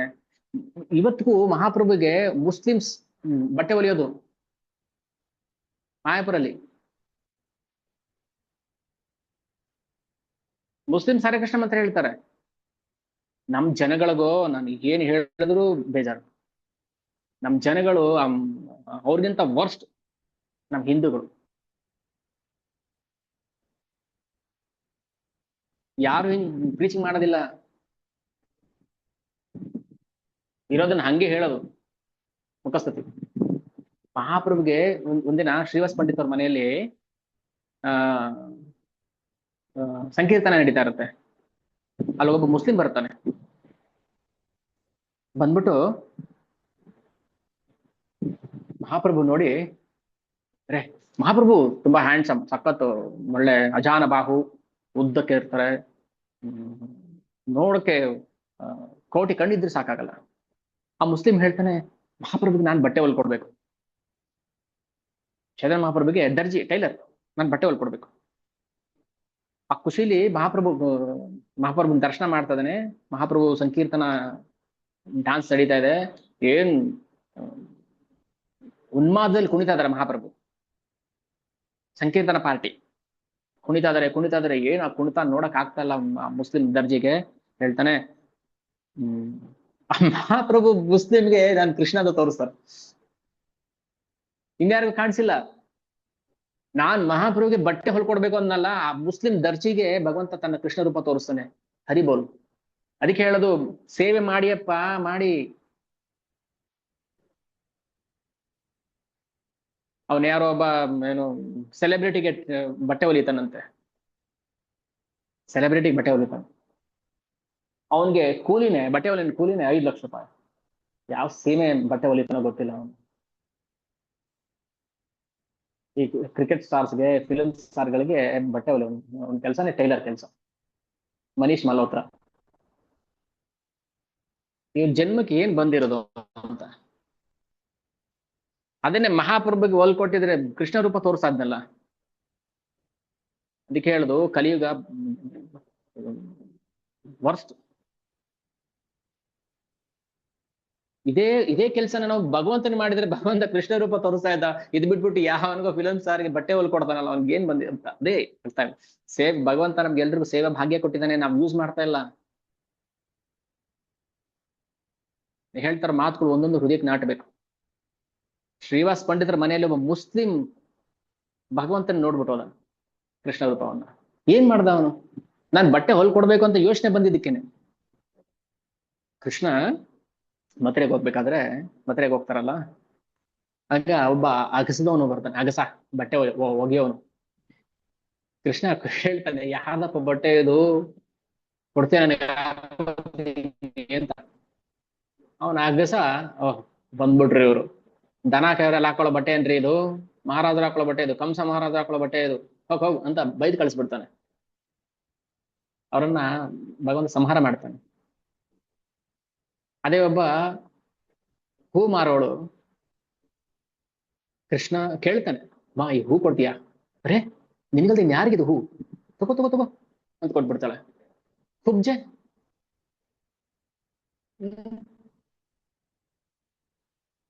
ಗಂಧ ಗಂಧ ತೆಗೆದಿದ್ದಾಳು ಕಂಸನಿಗೆ. ಆ ಗಂಧವನ್ನ ಕೃಷ್ಣ, ನನ್ ಕೊಡ್ತೀಯಮ್ಮ, ತಗೊಳ್ಳಿ ತಗೊಳ್ಳಿ. ಏನ್ ಅಲ್ಲ, ಭಗವಂತನ ಕೊಟ್ಟು ನಾವು ಭಗವಂತನ ಕಾಣೋದು ಬಿಟ್ಬಿಟ್ಟು ನಾವೆಂತ ಮಹಾ ಮೂರ್ಖರಾಗಿದ್ದೀವಿ ಅಂತ ನಮ್ ಮೂರ್ಖತೆ ನಮ್ಗೆ ನಗು ಬರುತ್ತೆ. ಕೆರೆ ನೀರನ್ನು ಕೆರೆಗೆ ಚೆಲ್ಲಿ ವರವ ಪಡೆದವರಂತೆ ಕಾಣಿರು. ಇಲ್ಲಿ ಯಾರಪ್ಪನ ಮನೆ ಆಸ್ತಿ ಅಲ್ಲ ಇದು, ಭಗವಂತನ ಆಸ್ತಿ ಇದು. ಅದು ಗಟ್ಟಿ ಕುಟ್ಕೋಬೇಕು ನಮ್ಮ ಮನ್ಸಲ್ಲಿ. ಭಗವಂತನ ಆಸ್ತಿ. ನಾವ್ ಹಾಕೊಳ್ಳೋ ಬಟ್ಟೆ, ನಾವ್ ಮುಡ್ಕೊಳ್ಳೋ ಹೂವು, ನಾವ್ ಹಾಕೊಳ್ಳೋ ಚಪ್ಪಲಿ, ನಾವ್ ಹಾಕೊಳ್ಳೋ ವಾಚು, ನಾವ್ ಹಾಕೊಳ್ಳೋ ಪರ್ಫ್ಯೂಮು, ಹಾಕೊಳ್ಳೋರ್ಗೆ ಹೇಳ್ತಾ ಇದೀನಿ, ನಮ್ಗಲ್ಲ. ನಾವ್ ಓಡಾಡೋ ಕಾರು, ನಾವಿರೋ ಮನೆ, ಭಗವಂತನ ಸೇವೆಗೆ ಬಳಸ್ಬೇಕು ಅದನ್ನ. ಅದಕ್ಕೆ ಹೇಳುದು, ಸೇವೆ ಅಂತ ಬಂದಾಗ ತುಂಬಾ ಖುಷಿಯಿಂದ ಮಾಡಿ. ಏನ್ ಬರುತ್ತೋ ನಿಮ್ಗೆ ಅದನ್ನ ಮಾಡಿ ಖುಷಿಯಿಂದ. ಅದಕ್ಕೆ ಹೇಳುದು, ಮಹಾಪ್ರಭು ಮಾಡಿರೋ ಲೀಲೆಗಳು, ಒಂದೊಂದು ಕ್ಷಣದ ಲೀಲೆಗಳು ಕೂಡ ನಮ್ಮ ಜೀವನಕ್ಕೆ ಅದು ಪಾಠ. ಒಂದ್ ಸಣ್ಣ ಸಣ್ಣ ಲೀಲೆ.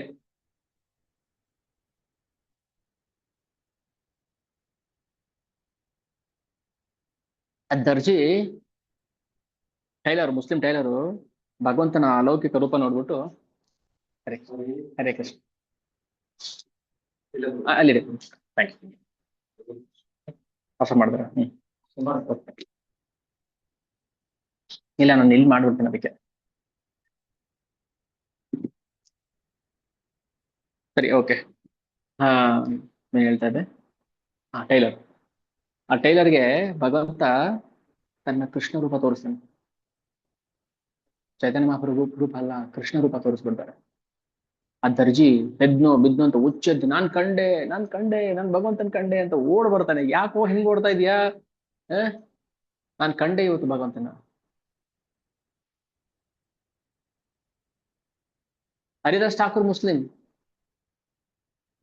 ಇವತ್ತಿಗೂ ಮಾಯಾಪುರ್ಗೆ ಮುಸ್ಲಿಂ ಡಿವೋಟಿಸ್ ಬರ್ತಾರೆ. ಬುರ್ಕಾ ಇರ್ಕ ಹಾಕೊಂಡ್ ಬರೋದಿಲ್ಲ, ನಮ್ ಹಾಗೆ ಬರ್ತಾರೆ, ಧೋತಿ ಹಾಕೊಂಡ್ ಬರ್ತಾರೆ. ಯಾರು ಮುಸ್ಲಿಂ ಯಾರು ಅಂತ ಗೊತ್ತಾಗೋದಿಲ್ಲ ಅಲ್ಲಿ ಮಾಯಾಪುರ್ಗೆ ಬಂದಾಗ. ನಮ್ ಹಾಗೆ ಹರೇ ಕೃಷ್ಣ ಮಂತ್ರ ಹಾಡ್ತಾರೆ, ನಮ್ ಹಾಗೆ ಕುಣಿತಾರೆ. ಅದಕ್ಕೆ ಹೇಳಿದ್ದಾನ ಆಗ್ಲೇ ನಮ್ ಹಿಂದೂಗಳಿಗೆ ಬರ್ಬೇಕು ಆ ಬುದ್ಧಿ ಅಂತ. ಅದಕ್ಕೆ ಹೇಳಿದ್ರು ಮಹಾಪ್ರಭು ಮ್ಲೇಚ್ಛ ಯವನ ಕಸ ಯಾರನ್ನು ನೋಡದೆ, ಅವನು ಮುಸ್ಲಿಮ, ಅವನು ಕ್ರಿಶ್ಚಿಯನ್, ಅವನು ಹಿಂದೂ ಯಾರನ್ನು ಲೆಕ್ಕಕ್ಕೆ ಇಟ್ಕೊಂಡೆ, ಪಾತ್ರ ವಿಶೇಷ ವಿಚಾರ ಮಾಡದೆ, ಅವನಿಗೆ ಅರ್ಹತೆ ಇದೆಯೋ ಇಲ್ಲಿ ವಿಚಾರ ಮಾಡದೆ, ಎಲ್ಲರಿಗೂ ಕೃಷ್ಣ ಪ್ರೇಮವನ್ನ ಸಮನಾಗಿ ಹಂಚಿದ್ರು. ಎಂಜಾಯ್ ಮಾಡಿ ಭಗವಂತನ ನಾಮ, ಭಗವಂತನ ಕಥೆ ಕೇಳ್ತಾ ಎಂಜಾಯ್ ಮಾಡಿ. ಹೌದಾ ಈ ತರನುನಾ ಅಂತ. ಪ್ರತಿದಿನ ಸಂಕೀರ್ತನೆಗೆ ದೇವತೆಗಳು ಬರ್ತಾ ಇದ್ರು. ಬ್ರಹ್ಮದೇವರು ಬರ್ತಾ ಇದ್ರು, ರುದ್ರದೇವರು ಬರ್ತಾ ಇದ್ರು, ಇಂದ್ರದೇವರು ಬರ್ತಾ ಇದ್ರು, ದೇವತೆಗಳು ಬರ್ತಾ ಇದ್ರು.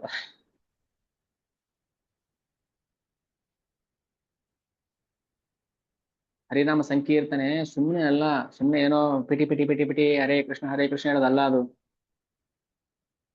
ಗೋಲೋಕೇರ ಪ್ರೇಮ ಧನ ಹರಿನಾಮ ಸಂಕೀರ್ತನ. ಗೋಲೋಕದ ಪ್ರೇಮದ ಧನ ಅದು. ಪ್ರೇಮ ಧನ ಅಂದ್ರೆ ದುಡ್ಡು ಅಂತ, ಧನ ಅಂದ್ರೆ ಧನ ಅಲ್ಲ, ಧನ. ಗೋಲೋಕೇರ ಪ್ರೇಮ ಧನ, ಗೋಲೋಕೇರ ಪ್ರೇಮ ಧನ ಹರಿನಾಮ ಸಂಕೀರ್ತನ. ಸೊ ದೇವತೆಗಳು ಬರ್ತಾ ಇದ್ರು, ಅವ್ರೆಲ್ಲ ಮಹಾಪ್ರಭು. ಹಾ ಬ್ರಹ್ಮ ಬನ್ನಿ ಬನ್ನಿ ಮುಂದೆ ಕುತ್ಕೊಳ್ಳಿ, ಇಲ್ಲಿ ಬನ್ನಿ. ಶಿವ ಇಲ್ಬಾ ಮುಂದೆ ಕುತ್ಕೋ. ಇಂದ್ರ ನೀನ ಲಾಸ್ಟ್ ನಿಂತಿದ್ಯಾ, ಬಾ ಇಲ್ಲಿ ಮುಂದೆ ಕುತ್ಕೋ.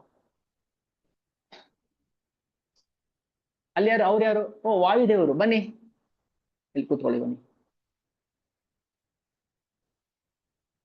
ಉತ್ಪ್ರೇಕ್ಷೆ ಅಲ್ಲ ಇದು. ಯಾರಿಗಾದ್ರೂ ಇದ್ರೆ ಅದಕ್ಕೆ ಹೇಳೋದು, ಯಾರಿಗಾದ್ರು ಇದು ಉತ್ಪ್ರೇಕ್ಷೆ ಅನ್ಸಿದ್ರೆ ಅವ್ರು ಶ್ರವಣ ಮಾಡೋ ಅವಶ್ಯಕತೆ ಇಲ್ಲ. ಏನೋ ಹೇಳ್ತಾರಪ್ಪ ಅಂತ. ಉತ್ಪ್ರೇಕ್ಷೆ ಅಲ್ಲ. ಅದಕ್ಕೆ ಎಷ್ಟೋ ಉದಾಹರಣೆಗಳು ಹೇಳ್ತೀನಿ ನಾನು. ಇಲ್ಲಿ ನಿಂತ್ಕೊಂಡು ದಿನ ದೂರ ದೇಶದ ಮಕ್ಳಿಗೆ ಫೋನ್ ಮಾಡಿ ಮಾತಾಡಲ್ವಾ?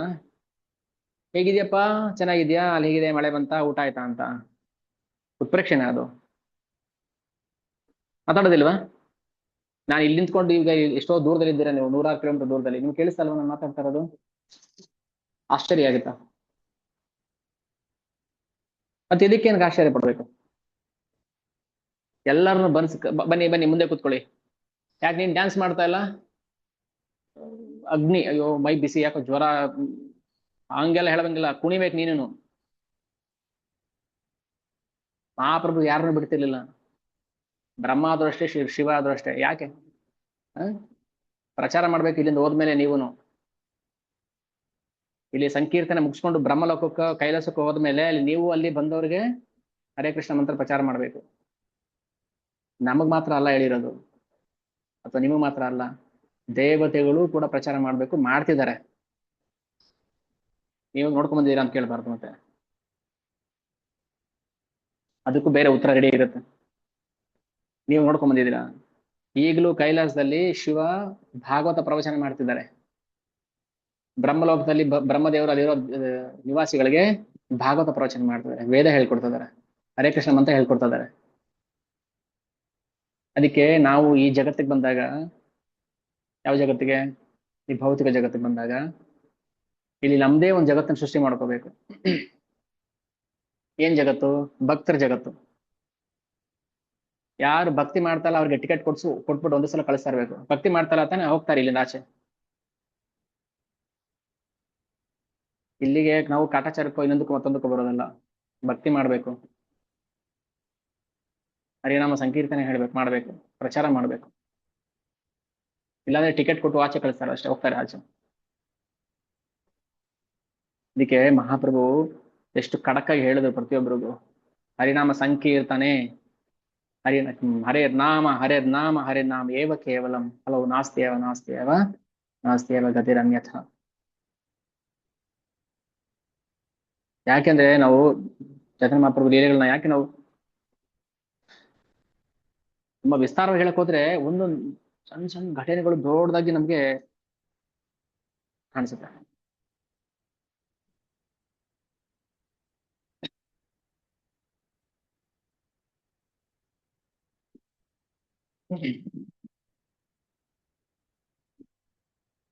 ಹ್ಮ್ ಅದಾದ್ಮೇಲೆ ಎಷ್ಟು ಯಾವ ಲೀಲೆ ಏನು ಹೇಳೋದು ನಮ್ಗೆ, ಯಾವ್ದು ಹೇಳ್ಬೇಕಂತ ಬಿಡ್ಬೇಕು ಅನ್ಸ್ಬಿಡತ್ತೆ. ಹ್ಮ್. ಒಂದೊಂದ್ ಕತೆಗಳನ್ನ ಕೇಳ್ಕೊಂಡು ಸರಿ. ಆಮೇಲೆ ಆ ಇವರು ಸನ್ಯಾಸ ದೀಕ್ಷೆ ತಗೊಂಡಿದ್ದೆ ಒಂಥರ ರೋಚಕ. ಯಾಕೆ ಮಹಾಪ್ರಭು ಸನ್ಯಾಸ ದೀಕ್ಷೆ ತಗೊಂಡ್ರು? ಮಹಾಪ್ರಭು ಯೋಚನೆ ಮಾಡ್ತಾರೆ ನೋಡಿ. ಈಗ ನಾನು ಈಗ ನಾನು ಗೃಹಸ್ಥ, ಒಂದು ಕಂಪ್ನಿಲಿ ಕೆಲಸ ಮಾಡ್ತಾ ಇದ್ದೀನಿ. ಈಗ ನನ್ನ ಮಾತು ಎಷ್ಟು ನಿಮ್ಗೆ ಹಿಡಿಸುತ್ತೋ, ಅದೇ ಒಂದ್ ವೇಳೆ ನಾನು ಎಲ್ಲಾ ಬಿಟ್ಟು ಸನ್ಯಾಸ ದೀಕ್ಷೆ ತಗೊಂಡು ಹೇಳಿದಾಗ ನಿಮ್ಗೆ ಎಷ್ಟು ರುಚಿಸುತ್ತೋ, ಎರಡಕ್ಕೂ ವ್ಯತ್ಯಾಸ ಇದೆ. ಮಹಾಪ್ರಭು ಅದನ್ನೇ ಯೋಚನೆ ಮಾಡಿದ್ದು. ನಾನೊಬ್ಬ ಗೃಹಸ್ಥನಾಗಿ ನಾನು ಪ್ರವಚನ ಪ್ರಚಾರ ಮಾಡೋಕ್ಕಿಂತ ನಾನು ಸನ್ಯಾಸ ದೀಕ್ಷೆ ತಗೊಂಡು ಪ್ರಚಾರ ಮಾಡಿದ್ರೆ ನನ್ನ ಮಾತನ್ನ ಎಲ್ಲರೂ ಕೇಳ್ತಾರೆ. ಕೇಳಲೇಬೇಕು. ಅವಾಗ ಒಬ್ಬ ಸನ್ಯಾಸಿ ಹೇಳ್ತಾರೆ ಅಂತ ಕೇಳಲೇಬೇಕು. ನಾವು ಗುರು ಸಂಘದಲ್ಲಿ ಇದ್ದಾರೆ, ಕೇಳಲೇಬೇಕು. ಆ ತರ ನಿರ್ಧಾರ ಮಾಡಿ ಏನ್ ಮಾಡಿದ್ರು, ರಾತ್ರಿ ಮದುವೆ ಆಗಿತ್ತು ಅವಾಗ ಅವ್ರಿಗೆ. ಮದುವೆ ಆಗದೆ ನೋಡೋಗ್ಲಿಲ್ಲ ಅವ್ರು. ಮದುವೆ ಮಾಡ್ಕೊಂಡು ಹೆಂಡತಿನ ಬಿಟ್ಬಿಟ್ಟು ಹೋಗಿದ್ದವ್ರು ಭಗವಾನ್ ಶ್ರೀ ಚೈತನ್ಯ. ಸರಿ, ಒಂದ್ಸಲ ಕೇಶವ ಭಾರತಿ, ಅದೇ ಸನ್ಯಾಸ ದೀಕ್ಷಾ ಗುರು, ಅವರು ನವದ್ವೀಪಕ್ಕೆ ಬಂದಿರ್ತಾರೆ. ಇಲ್ಲಿ ಬಂದಾಗ ಅವರು ಪ್ರಚಾರ ಮಾಡ್ತಾ ಮಾಡ್ತಾ ಇಲ್ಲಿ ಬಂದಿರ್ತಾರೆ. ಒಂದಿನ ಏನ್ ಮಾಡಿದ್ರು, ಅವ್ರ ಹತ್ರ ರಹಸ್ಯವಾಗಿ ಭೇಟಿ ಮಾಡಿ, ನಾನು ಸನ್ಯಾಸ ದೀಕ್ಷೆ ತಗೋಬೇಕಂತಿದ್ದೀನಿ, ದಯವಿಟ್ಟು ನನಗೆ ಸನ್ಯಾಸ ದೀಕ್ಷೆ ಕೊಡಿ ಅಂತ ಹೇಳಿ ಅವ್ರ ಹತ್ರ ಚರ್ಚೆ ಮಾಡಿ ಏನ್ ಮಾಡ್ತಾರೆ, ರಾತ್ರಿ ಗಂಗೆನ ದಾಟ್ಕೊಂಡು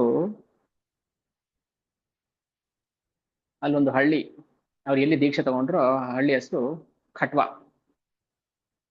ಖಟ್ವಾಗ್ ಬಂದ್ಬಿಡ್ತಾರೆ ಮಹಾಪ್ರಭು. ಸರಿ, ನನಗೆ ದೀಕ್ಷೆ ಕೊಡಿ ಅಂತ ಕೇಳಿದ್ರು. ಅವಾಗ ಹೇಳ್ತಾರೆ, ದೀಕ್ಷೆ ತಗೋಬೇಕಾದ್ರೆ ತಲೆ ಕೇಶ ಮುಂಡನ ಮಾಡಿಸ್ಕೋಬೇಕು. ಮಹಾಪ್ರಭು ಕೂದಲು ಹೆಂಗಿರುತ್ತೆ ಅಂದ್ರೆ ಶಿಕಿಪಿಚ್ಚ. ಆ, ಈಗ ಕೃಷ್ಣನ್ ಕೂದಲು ಹೇಗಿರುತ್ತೆ, ಗುಂಗುರ್ ಕೂದಲು. ಋತಂ ಕುಂತಲೈ ಸ್ನಿಗ್ಧ ರಕ್ತೈಶ್ಯ ಗೋಪ್ಯ. ಋತಂ ಕುಂತಲೈ, ಕುಂತಲ ಅಂದ್ರೆ ಕೂದಲು. ಅದೇಗಿತ್ತೆ ವೃತಂ ಕುಂತಲೈ, ಗುಂಗುರ್ ಕೂದಲು, ಸರ್ಕಲ್ ಸರ್ಕಲ್ ತರ, ಜಿಲೇಬಿ ತರ ಇತ್ತು. ಅಷ್ಟು ಸುಂದರವಾಗಿತ್ತು ಮಹಾಪ್ರಭು ತಲೆ ಕೇಶ. ಅವ್ರು ಹೇಳಿದ್ರು, ಸನ್ಯಾಸಿ ಅವರ ಕೆಲವು ಸ್ಥಳೀಯರು ಬಂದ್ರು ಅಲ್ಲಿಗೆ. ಓ ಕೇಶವ ಭಾರತಿ ಅವರೇ, ದಯವಿಟ್ಟು ಚೈತನ್ಯ ಮಹಾಪ್ರಭುಗೆ ನೀವು ಸನ್ಯಾಸಿ ದೀಕ್ಷೆ ಕೊಡಬೇಡಿ ನೀವು. ಆ ವಿಷಯ ಅಮ್ಮನವರೆಗೂ ಹೋಯ್ತು.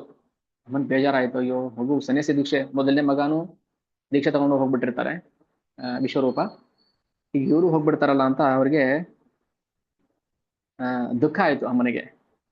ಆಮೇಲೆ ಏನೋ ಒಂದು ಕಂಡೀಷನ್ ಮೇಲೆ ಸನ್ಯಾಸಿ ದೀಕ್ಷೆ ಒಪ್ಕೋತಾರೆ, ಅದಾಯ್ತು. ಆಮೇಲೆ ಆ ಇವ್ರ ದೀಕ್ಷಾ ಹೆಸರು ಶ್ರೀಕೃಷ್ಣ ಚೈತನ್ಯ. ಅದಕ್ಕೆ ಮುಂಚೆ ಇದ್ದಿದ್ದು ಗೌರಾಂಗ, ಗೌರಹರಿ, ನಿಮಾಯ್ ಪಂಡಿತ್. ದೀಕ್ಷೆ ಆದ್ಮೇಲೆ ಅವ್ರಿಗೆ ಶ್ರೀಕೃಷ್ಣ ಚೈತನ್ಯ ಅನ್ನೋ ಹೆಸರು. ಏನು ಶ್ರೀಕೃಷ್ಣ ಚೈತನ್ಯ ಅಂದ್ರೆ? ಚೈತನ್ಯ ಅಂದ್ರೆ ಶಕ್ತಿ, ಪ್ರಜ್ಞೆ. ಪ್ರತಿಯೊಬ್ಬರಲ್ಲೂ ಕೃಷ್ಣನ ಪ್ರಜ್ಞೆನ ಕೊಡುವವನು ಅಂತ ಅರ್ಥ. ಇನ್ನೊಬ್ಬರಲ್ಲಿ ಯಾರು ಕೃಷ್ಣ ಪ್ರಜ್ಞೆನ ಕೊಡ್ತಾನೋ ಅವ್ರು ಕೃಷ್ಣ ಚೈತನ್ಯ. ಹೀಗೆ ಕೇಶವ ಭಾರತಿ ಅವರವರು ಆ ಸನ್ಯಾಸಿ ದೀಕ್ಷೆ ತಗೊಂಡ್ರು. ಅಲ್ಲಿಂದ ಹೊರಟಾದ್ಮೇಲೆ ಅಲ್ಲಿಂದ ಸೀದಾ ವೃಂದಾವನಕ್ಕೆ ಬರ್ತಾರೆ. ಹಗಲು ರಾತ್ರಿ ಮಹಾಪ್ರಭು ಹರಿಕೃಷ್ಣ ಮಂತ್ರ ಹೇಳ್ತಾ ವೃಂದಾವನಕ್ಕೆ ಹೋಗ್ತಾ ಇದ್ದಾರೆ. ಅವ್ರಿಗೆ ವೃಂದಾವನಕ್ಕೆ ಹೋಗುವಾಗ ಇದು ಹಗಲೋ ರಾತ್ರಿನೋ, ಇದು ಸಮುದ್ರನೋ ನದಿನೋ ಏನು ಗೊತ್ತಾಗ್ತಿಲ್ಲ ಅವ್ರಿಗೆ. ನಾನು ಎಲ್ಲಿದ್ದೀನಿ ಅನ್ನೋ ಅರಿವು ಕೂಡ ಇರ್ತಿರ್ಲಿಲ್ಲ. ಅವ್ರಿಗೆ ಗೊತ್ತಿಲ್ದಂಗೆ ಅವ್ರ ಜೊತೆ ನಿತ್ಯಾನಂದ ಪ್ರಭುನ ಹೋಗಿರ್ತಾರೆ. ಸನ್ಯಾಸಿ ದೀಕ್ಷೆ ತಗೊಂಡ್ಮೇಲೆ ಅವ್ರ ಜೊತೆ ನಿತ್ಯಾನಂದ ಪ್ರಭು, ಆಮೇಲೆ ಇನ್ನೊಬ್ಬರು ಅವ್ರ ಶಿಷ್ಯ ಮುಕುಂದ ದತ್ತರು, ಇವರಿಬ್ರು ವೃಂದಾವನಕ್ಕೆ ಹೋಗ್ತಾರೆ. ಅಲ್ಲಿ ಬಂದ್ರು, ಕೇಳ್ತಾರೆ, ಇದು ಯಾವ್ದು ನದಿ? ಇದು ಗಂಗೆನಾ? ಇದು ಗಂಗೆ ಅಲ್ಲ, ಇದು ಯಮುನಾ. ಗಂಗಾನೋ ಯಮುನನೋ ಗೊತ್ತಾಗ್ದಿರೋಷ್ಟು ಅವ್ರಿಗೆ ಮೈ ಮರೆತು ಬಿಟ್ಟಿರ್ತಾರೆ ಮಹಾಪ್ರಭು. ಅಂದ್ರೆ ಒಬ್ಬ ಭಕ್ತನಾದವನಿಗೆ ಬಾಹ್ಯ ಭೌತಿಕ ಪ್ರಜ್ಞೆ ಇರಬಾರದು ಅಂತ. ಒಬ್ಬ ಶುದ್ಧ ಭಕ್ತ ತುಳಸಿ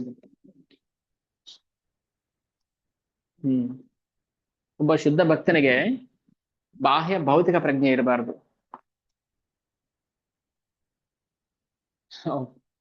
ಬಾಹ್ಯ ಭೌತಿಕ ಪ್ರಜ್ಞೆನೆ ಕೃಷ್ಣ ಪ್ರಜ್ಞೆ ಯಾವಾಗೋ ಒಂದು ಟೈಮ್ ಬರುತ್ತೆ ಅಷ್ಟೇ.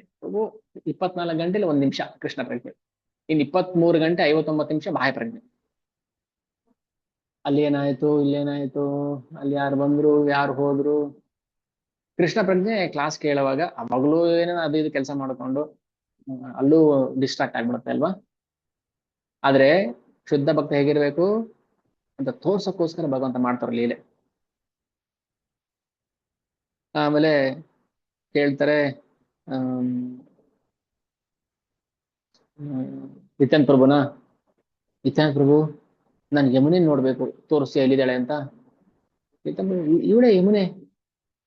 ಯಮುನೆನಾ? ಇಲ್ಲಿಗೆ ಹೆಂಗ್ ಬಂದು ಯಮುನಾ? ಅವ್ರಿಗೆ ಹೋಗಿದ್ದು ವೃಂದಾವನಕ್ಕೆ ಹೋಗಿದ್ದೆ ಗೊತ್ತಿಲ್ಲ ಅವ್ರಿಗೆ. ಇಲ್ಲಿಗೆ ಹೆಂಗ್ ಬಂದು ಯಮುನಾ? ಯಮುನೆ ಸಾಕ್ಷಾತ್ ಕೃಷ್ಣನ ಪತ್ನಿ ಕಾಲಿಂದಿ. ರಾಧಾರಾಣಿನೂ ಕೃಷ್ಣನ ಪತ್ನಿ. ಭಾವ ಹೇಗಿತ್ತು ನೋಡಿ. ಹ್ಮ್ ಯಮುನೆ ನೋಡಿದ ತಕ್ಷಣ ಹಾ ಇಲ್ಲೇ ನಾವು ಲೀಲೆ ಮಾಡ್ತಾ ಇದ್ದಿದ್ದು, ಇಲ್ಲೇ ಕೃಷ್ಣ ಜೊತೆ ಇರ್ತಾ ಇದ್ದಿದ್ದು, ಸಾಕ್ಷಾತ್ ಕೃಷ್ಣನೇ.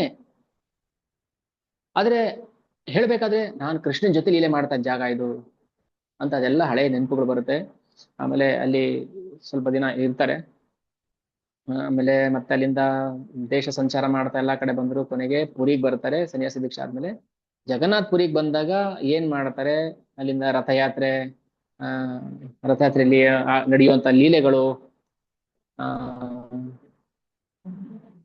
ಅದೆಲ್ಲ ಹಿಂದೆ ಚರ್ಚೆ ಮಾಡೋಣ. ಅದಾದ್ಮೇಲೆ ಪ್ರತಾಪರುದ್ರರ ಭೇಟಿ, ಆಮೇಲೆ ರಾಮಾನಂದರಾಯರ ಭೇಟಿ ಎಲ್ಲ ಆಯ್ತು. ನೆಕ್ಸ್ಟ್ ಅಲ್ಲಿಂದ ರೂಪ ಗೋಸ್ವಾಮಿ, ಸನಾತನ ಗೋಸ್ವಾಮಿ ಅವರಿಗೆ ಉಪದೇಶ ಮಾಡಿದ್ದು, ಇದೆಲ್ಲ ನಂತರದ ಲೀಲೆಗಳಲ್ಲಿ ನಾವು ಚರ್ಚೆ ಮಾಡ್ಬೋದು. ಅಂದ್ರೆ ಒಂದ್ಸಲ ಹಿಂಗೆ ಪ್ರವಾಸದಲ್ಲಿ ಇರ್ಬೇಕಾದ್ರೆ ಒಬ್ಬ ಒಬ್ಬ ಮುಸ್ಲಿಂ ರಾಮಚಂದ್ರ ಖಾನ್, ಸತ್ಯರಾಜ್ ಖಾನ್ ಇವರೆಲ್ಲ ಯಾಕೆ ಹೆಸರು ಹೇಗಿದೆ ಅಂದ್ರೆ ರಾಮಚಂದ್ರ ಖಾನ್, ಸತ್ಯರಾಜ್ ಖಾನ್. ಅವಾಗ ಒಂದು ಒಂಥರ ವಿಚಿತ್ರ ಪದ್ಧತಿ ಇತ್ತು. ಯಾಕೆ ಹಿಂದೂ ಹೆಸರು ಜೊತೆಗೆ ಖಾನ್ ಸೇರಿಸ್ಕೊತಾ ಇದ್ರು? ಓಕೆ. ಅದ್ರಲ್ಲಿ ಒಬ್ಬ ಸತ್ಯರಾಜ್ ಖಾನ್ ಅವನ್ ಭಕ್ತ, ಆಕ್ಚುಲಿ ಮುಸ್ಲಿಂ ಅಲ್ಲ, ಅವನು ಹಿಂದೂ. ರೂಪ ಗೋಸ್ವಾಮಿ, ಸನಾತನ ಗೋಸ್ವಾಮಿ ಹಿಂದೂ ಬ್ರಾಹ್ಮಣರು. ಆದ್ರೆ ಖಾಸರ್ ಮಲ್ಲಿಕ್ ದಬೀಸ್ಕಾರ್ ಹೆಸರು ಚೇಂಜ್ ಮಾಡಿಕೊಂಡು ಬಂಗಾಳ ರಾಜನ ಮಂತ್ರಿಗಳಾಗಿ ಕೆಲಸ ಮಾಡ್ತಿರ್ತಾರೆ. ಓಕೆ ಓಕೆ ಇರ್ಲಿ. ಅದ್ರಲ್ಲಿ ಒಬ್ಬ ಸತ್ಯರಾಜ್ ಖಾನ್ ಏನ್ ಮಾಡ್ತಾನೆ, ಮಹಾಪ್ರಭುನ ಕೇಳ್ತಾನೆ, ಮಹಾಪ್ರಭು ಈಗ ವೈಷ್ಣವರು ಅಂತಾರಲ್ಲ, ಅವರು ವೈಷ್ಣವರು ಅಂದ್ರೆ ಏನು, ಅವ್ರ ಲಕ್ಷಣ ಹೇಗಿರುತ್ತೆ? ಮಹಾಪ್ರಭು ಅದಕ್ಕೆ ಉತ್ತರ ಕೊಡ್ತಾರೆ, ಯಾರು ಸತತವಾಗಿ ಭಗವಂತನ ನಾಮವನ್ನ ಜಪ ಮಾಡ್ತಿರ್ತಾನೆ ಅವನು ವೈಷ್ಣವ. ಮೊದ್ಲೇನ್ ಹೇಳ್ತಾರೆ, ವೈಷ್ಣವ ಅನ್ನೋ ಪದಕ್ಕೆ 2-3 ಅರ್ಥದಲ್ಲಿ ಹೇಳ್ತಾರೆ. ಮೊದಲು ಯಾರು ಸತತವಾಗಿ ಹರೇ ಕೃಷ್ಣ ಮಂತ್ರ ಜಪ ಮಾಡ್ತಿರ್ತಾರೆ ಅವರನ್ನ ವೈಷ್ಣವ ಅಂತ ಕರಿಬೇಕು.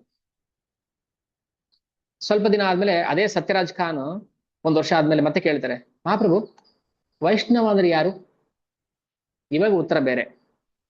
ಯಾರ ಉಪಸ್ಥಿತಿ ಅಂದ್ರೆ ಯಾರ ಎದುರುಗಡೆ ಎದ್ದ ತಕ್ಷಣನೇ ಇನ್ನೊಬ್ರು ಕೃಷ್ಣನಾಮವನ್ನು ಹೇಳೋಷ್ಟು ಪ್ರೇರಣೆ ಪಡಿತಾರಲ್ಲ ಅವರು ವೈಷ್ಣವ.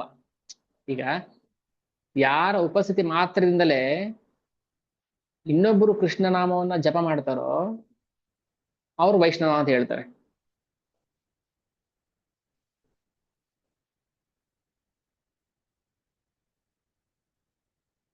ಅಂದ್ರೆ ಇನ್ನೊಂದು ಅರ್ಥದಲ್ಲಿ ಹೇಳ್ತಾರೆ, ಯಾರನ್ನ ನೋಡಿದ ತಕ್ಷಣ ಹರೇ ಕೃಷ್ಣ ಮಂತ್ರ ಹೇಳ್ಬೇಕು ಅನ್ಸುತ್ತೋ ಅವ್ರು ವೈಷ್ಣವ.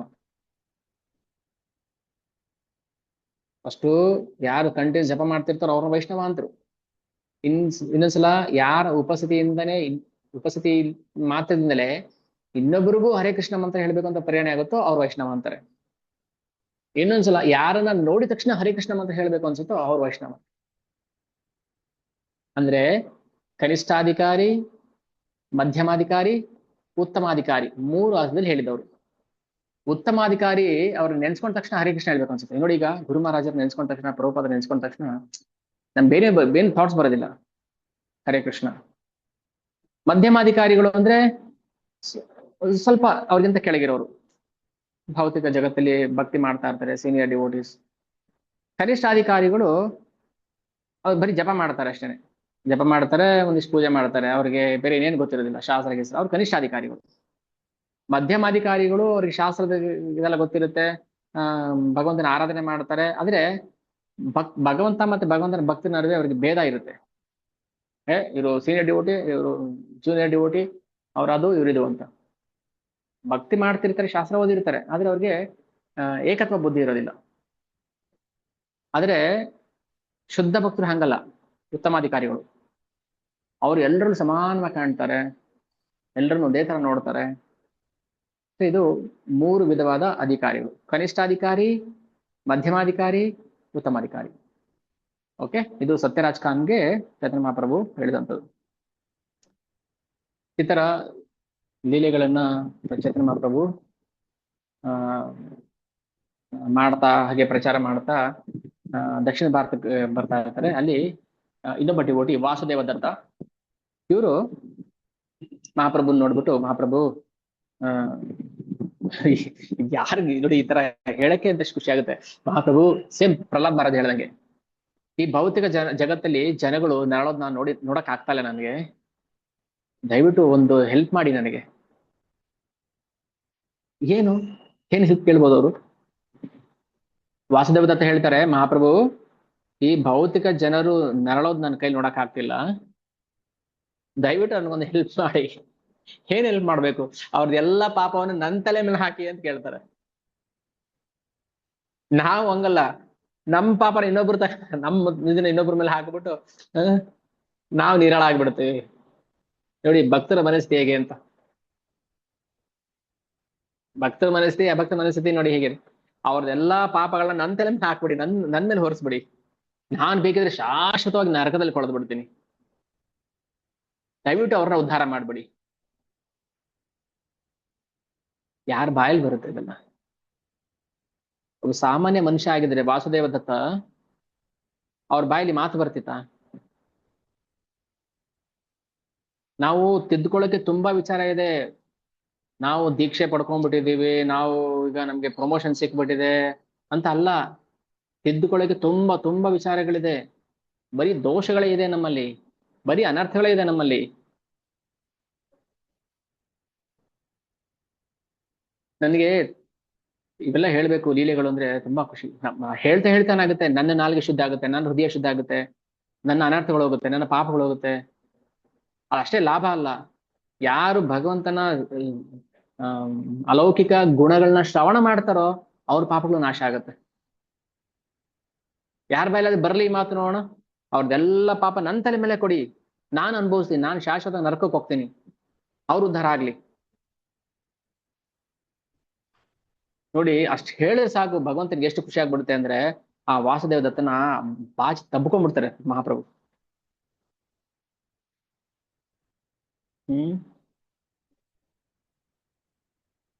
ಹಾಗಂತ ಭಕ್ತರನ್ನ ನರಕಕ್ಕೆ ಹಾಕ್ತಾನ ಭಗವಂತ ಅವ್ನು ಕೇಳ್ದ ಅಂತ? ಈಗ ನಮ್ಮನೆಗೆ ಯಾರು ಗೆಸ್ಟ್ ಬಂದಿರ್ತಾರೆ, ಅವ್ರಿಗೆ ಹಾಸ್ಕೊಳಕ್ಕೆ ಮಲ್ಕೊಳಕ್ಕೆ ವ್ಯವಸ್ಥೆ ಮಾಡ್ಬೇಕು. ಅವ್ರು ಕೇಳ್ತಾರೆ, ನಮ್ಗೇನಿಲ್ಲ ಬೇಡ, ನಮ್ಗೆ ಈಚೆ ಚಾಪೆ ಕೊಟ್ಬಿಡಿ, ನಾವು ಮಲ್ಕೊಂಡ್ಬಿಡ್ತೀವಿ ಆಚೆ ಅಂದ್ರೆ ನಾವ್ ಬಿಟ್ಬಿಡ್ತೀವ? ಅಲ್ಲ, ಅವ್ರು ಮಲ್ಕೊಳಕ್ ರೆಡಿ ಇದಾರೆ. ಅಯ್ಯೋ ನನ್ಗೆಲ್ಲ ಅವೆಲ್ಲ ಬೇಡಪ್ಪ ವೈಷಾರಾಮಿ, ನನ್ಗೆ ಈಚೆಲ್ ಚಾಪೆ ಕೊಟ್ಬಿಡಿ, ನಾನು ಒಂದ್ ದಿಮ್ ಕೊಟ್ಬಿಡಿ ಮಲ್ಕೊಂಡ್ಬಿಡ್ತೀನಿ ಅಂತ. ನಾವ್ ಹಂಗ್ ಮಾಡ್ತೀವ ಬಂದವ್ರ ಗೆಸ್ಟ್ಗೆ? ಅಯ್ಯೋ ಅಯ್ಯೋ ಹಾಗೆಲ್ಲ ಮಾತಾಡ್ಬೇಡಿ, ಬನ್ನಿ ಬನ್ನಿ ಬನ್ನಿ ಅಂತ ಕೊಡೋ. ಹಾಗೇನೆ ಭಗವಂತ ಹತ್ರನ ಹೋಗಿ, ಭಗವಂತ ನಾನು ಎಷ್ಟು ಪಾಪ ಮಾಡಿದ್ದೀನಿ, ಅವ್ರ ಪಾಪಗಳು ನನ್ನ ತಲೆ ಮೇಲೆ ಹಾಕೋ ಪರವಾಗಿಲ್ಲ, ನಾನ್ ನರಕಕ್ಕೆ ಹೋಗ್ತೀನಿ, ಹೆಂಗು ಹೋಗ್ತೀನಿ, ಶಾಶ್ವತವಾಗಿ ಅಲ್ಲೇ ಇದ್ದು ಬಿಡ್ತೀನಿ, ನಾನು ನೀನ್ ಸ್ಮರಣೆ ಮಾಡ್ತಾ ಕೊಟ್ಬಿಡು ನನಗೆ, ನಿನ್ನ ಸ್ಮರಣೆ ಒಂದಿರ್ಲಿ ಸಾಕು ನನಗೆ. ಈ ತರ ನಾವು ಭಗವಂತನ ಹತ್ರ ಪ್ರಾರ್ಥನೆ ಮಾಡುದು. ಪರೋಪಕಾರ. ಭಾರತ ಭೂಮಿ ತಹೈಲ ಮನುಷ್ಯ ಜನ್ಮ ಯಾರ,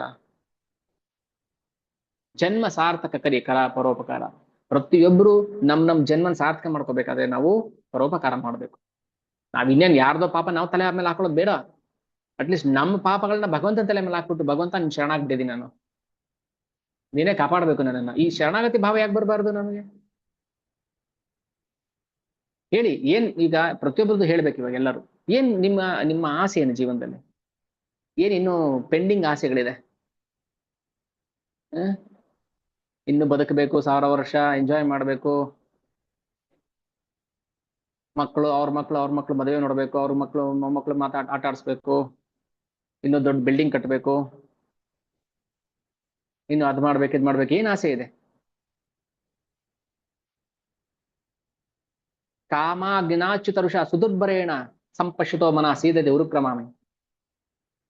ಆ ಆಸೆಗಳ ಬೆಂಕಿ ಇದೆಯಲ್ಲ, ಕಾಮ ಅಗ್ನಿ, ಬಯಕೆಗಳ ಬೆಂಕಿ, ಅದು ಯಾವತ್ತೂ ಆರೋದಿಲ್ಲಂತೆ.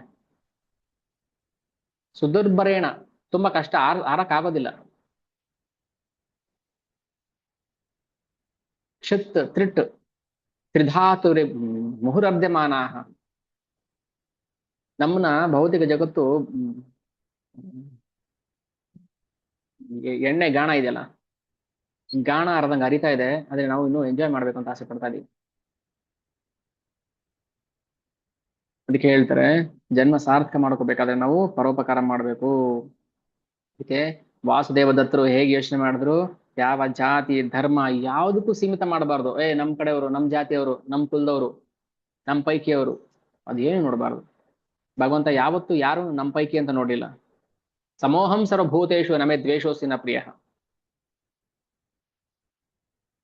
ಇಷ್ಟು ನಾವು ಪ್ರಾರ್ಥನೆ ಮಾಡ್ಬೇಕು. ಈಗ ನಾವು ಏನು ಮಾತಾಡ್ತಾ ಇದ್ದೀವಿ, ಭಗವಂತನ ಕೃಪೆಯಿಂದ, ಕೃಪೆ ಯಾವಾಗ್ಲೂ ಇರ್ಲಿ.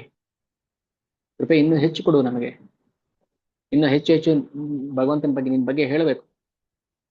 ಯಾಕಂದ್ರೆ ನಮ್ ಶುದ್ಧಿನೂ ಆಗುತ್ತಲ್ವಾ. ನಾವು ಶುದ್ಧರಾಗದೆ ಭಗವಂತನ ಹತ್ರ ಹೋಗಕ್ಕಾಗಲ್ಲ.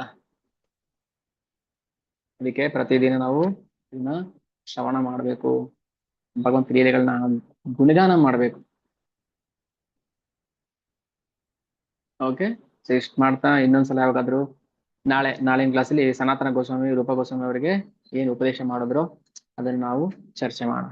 ಓಕೆ, ಸೊ ಇವತ್ತಿಗಿಷ್ಟು ಸಾಕು. ವಾಂಛಾಕಲ್ಪತರುಭ್ಯಶ್ಚ ಕೃಪಾ ಸಿಂಧುಭ್ಯಶ್ಚ ಪತಿತಾನಾಂ ಪಾವನೇಭ್ಯೋ ವೈಷ್ಣವೇಭ್ಯೋ ನಮೋ ನಮಃ. ಜಗದ್ಗುರು ಶ್ರೀ ಪ್ರಭುಪಾದ ಕಿ ಜೈ. ನಿತಾಯ ಗೌ ಪ್ರೇಮಾನಂದೇ. ಹರಿ ಹರಿ ಬೋಲ್.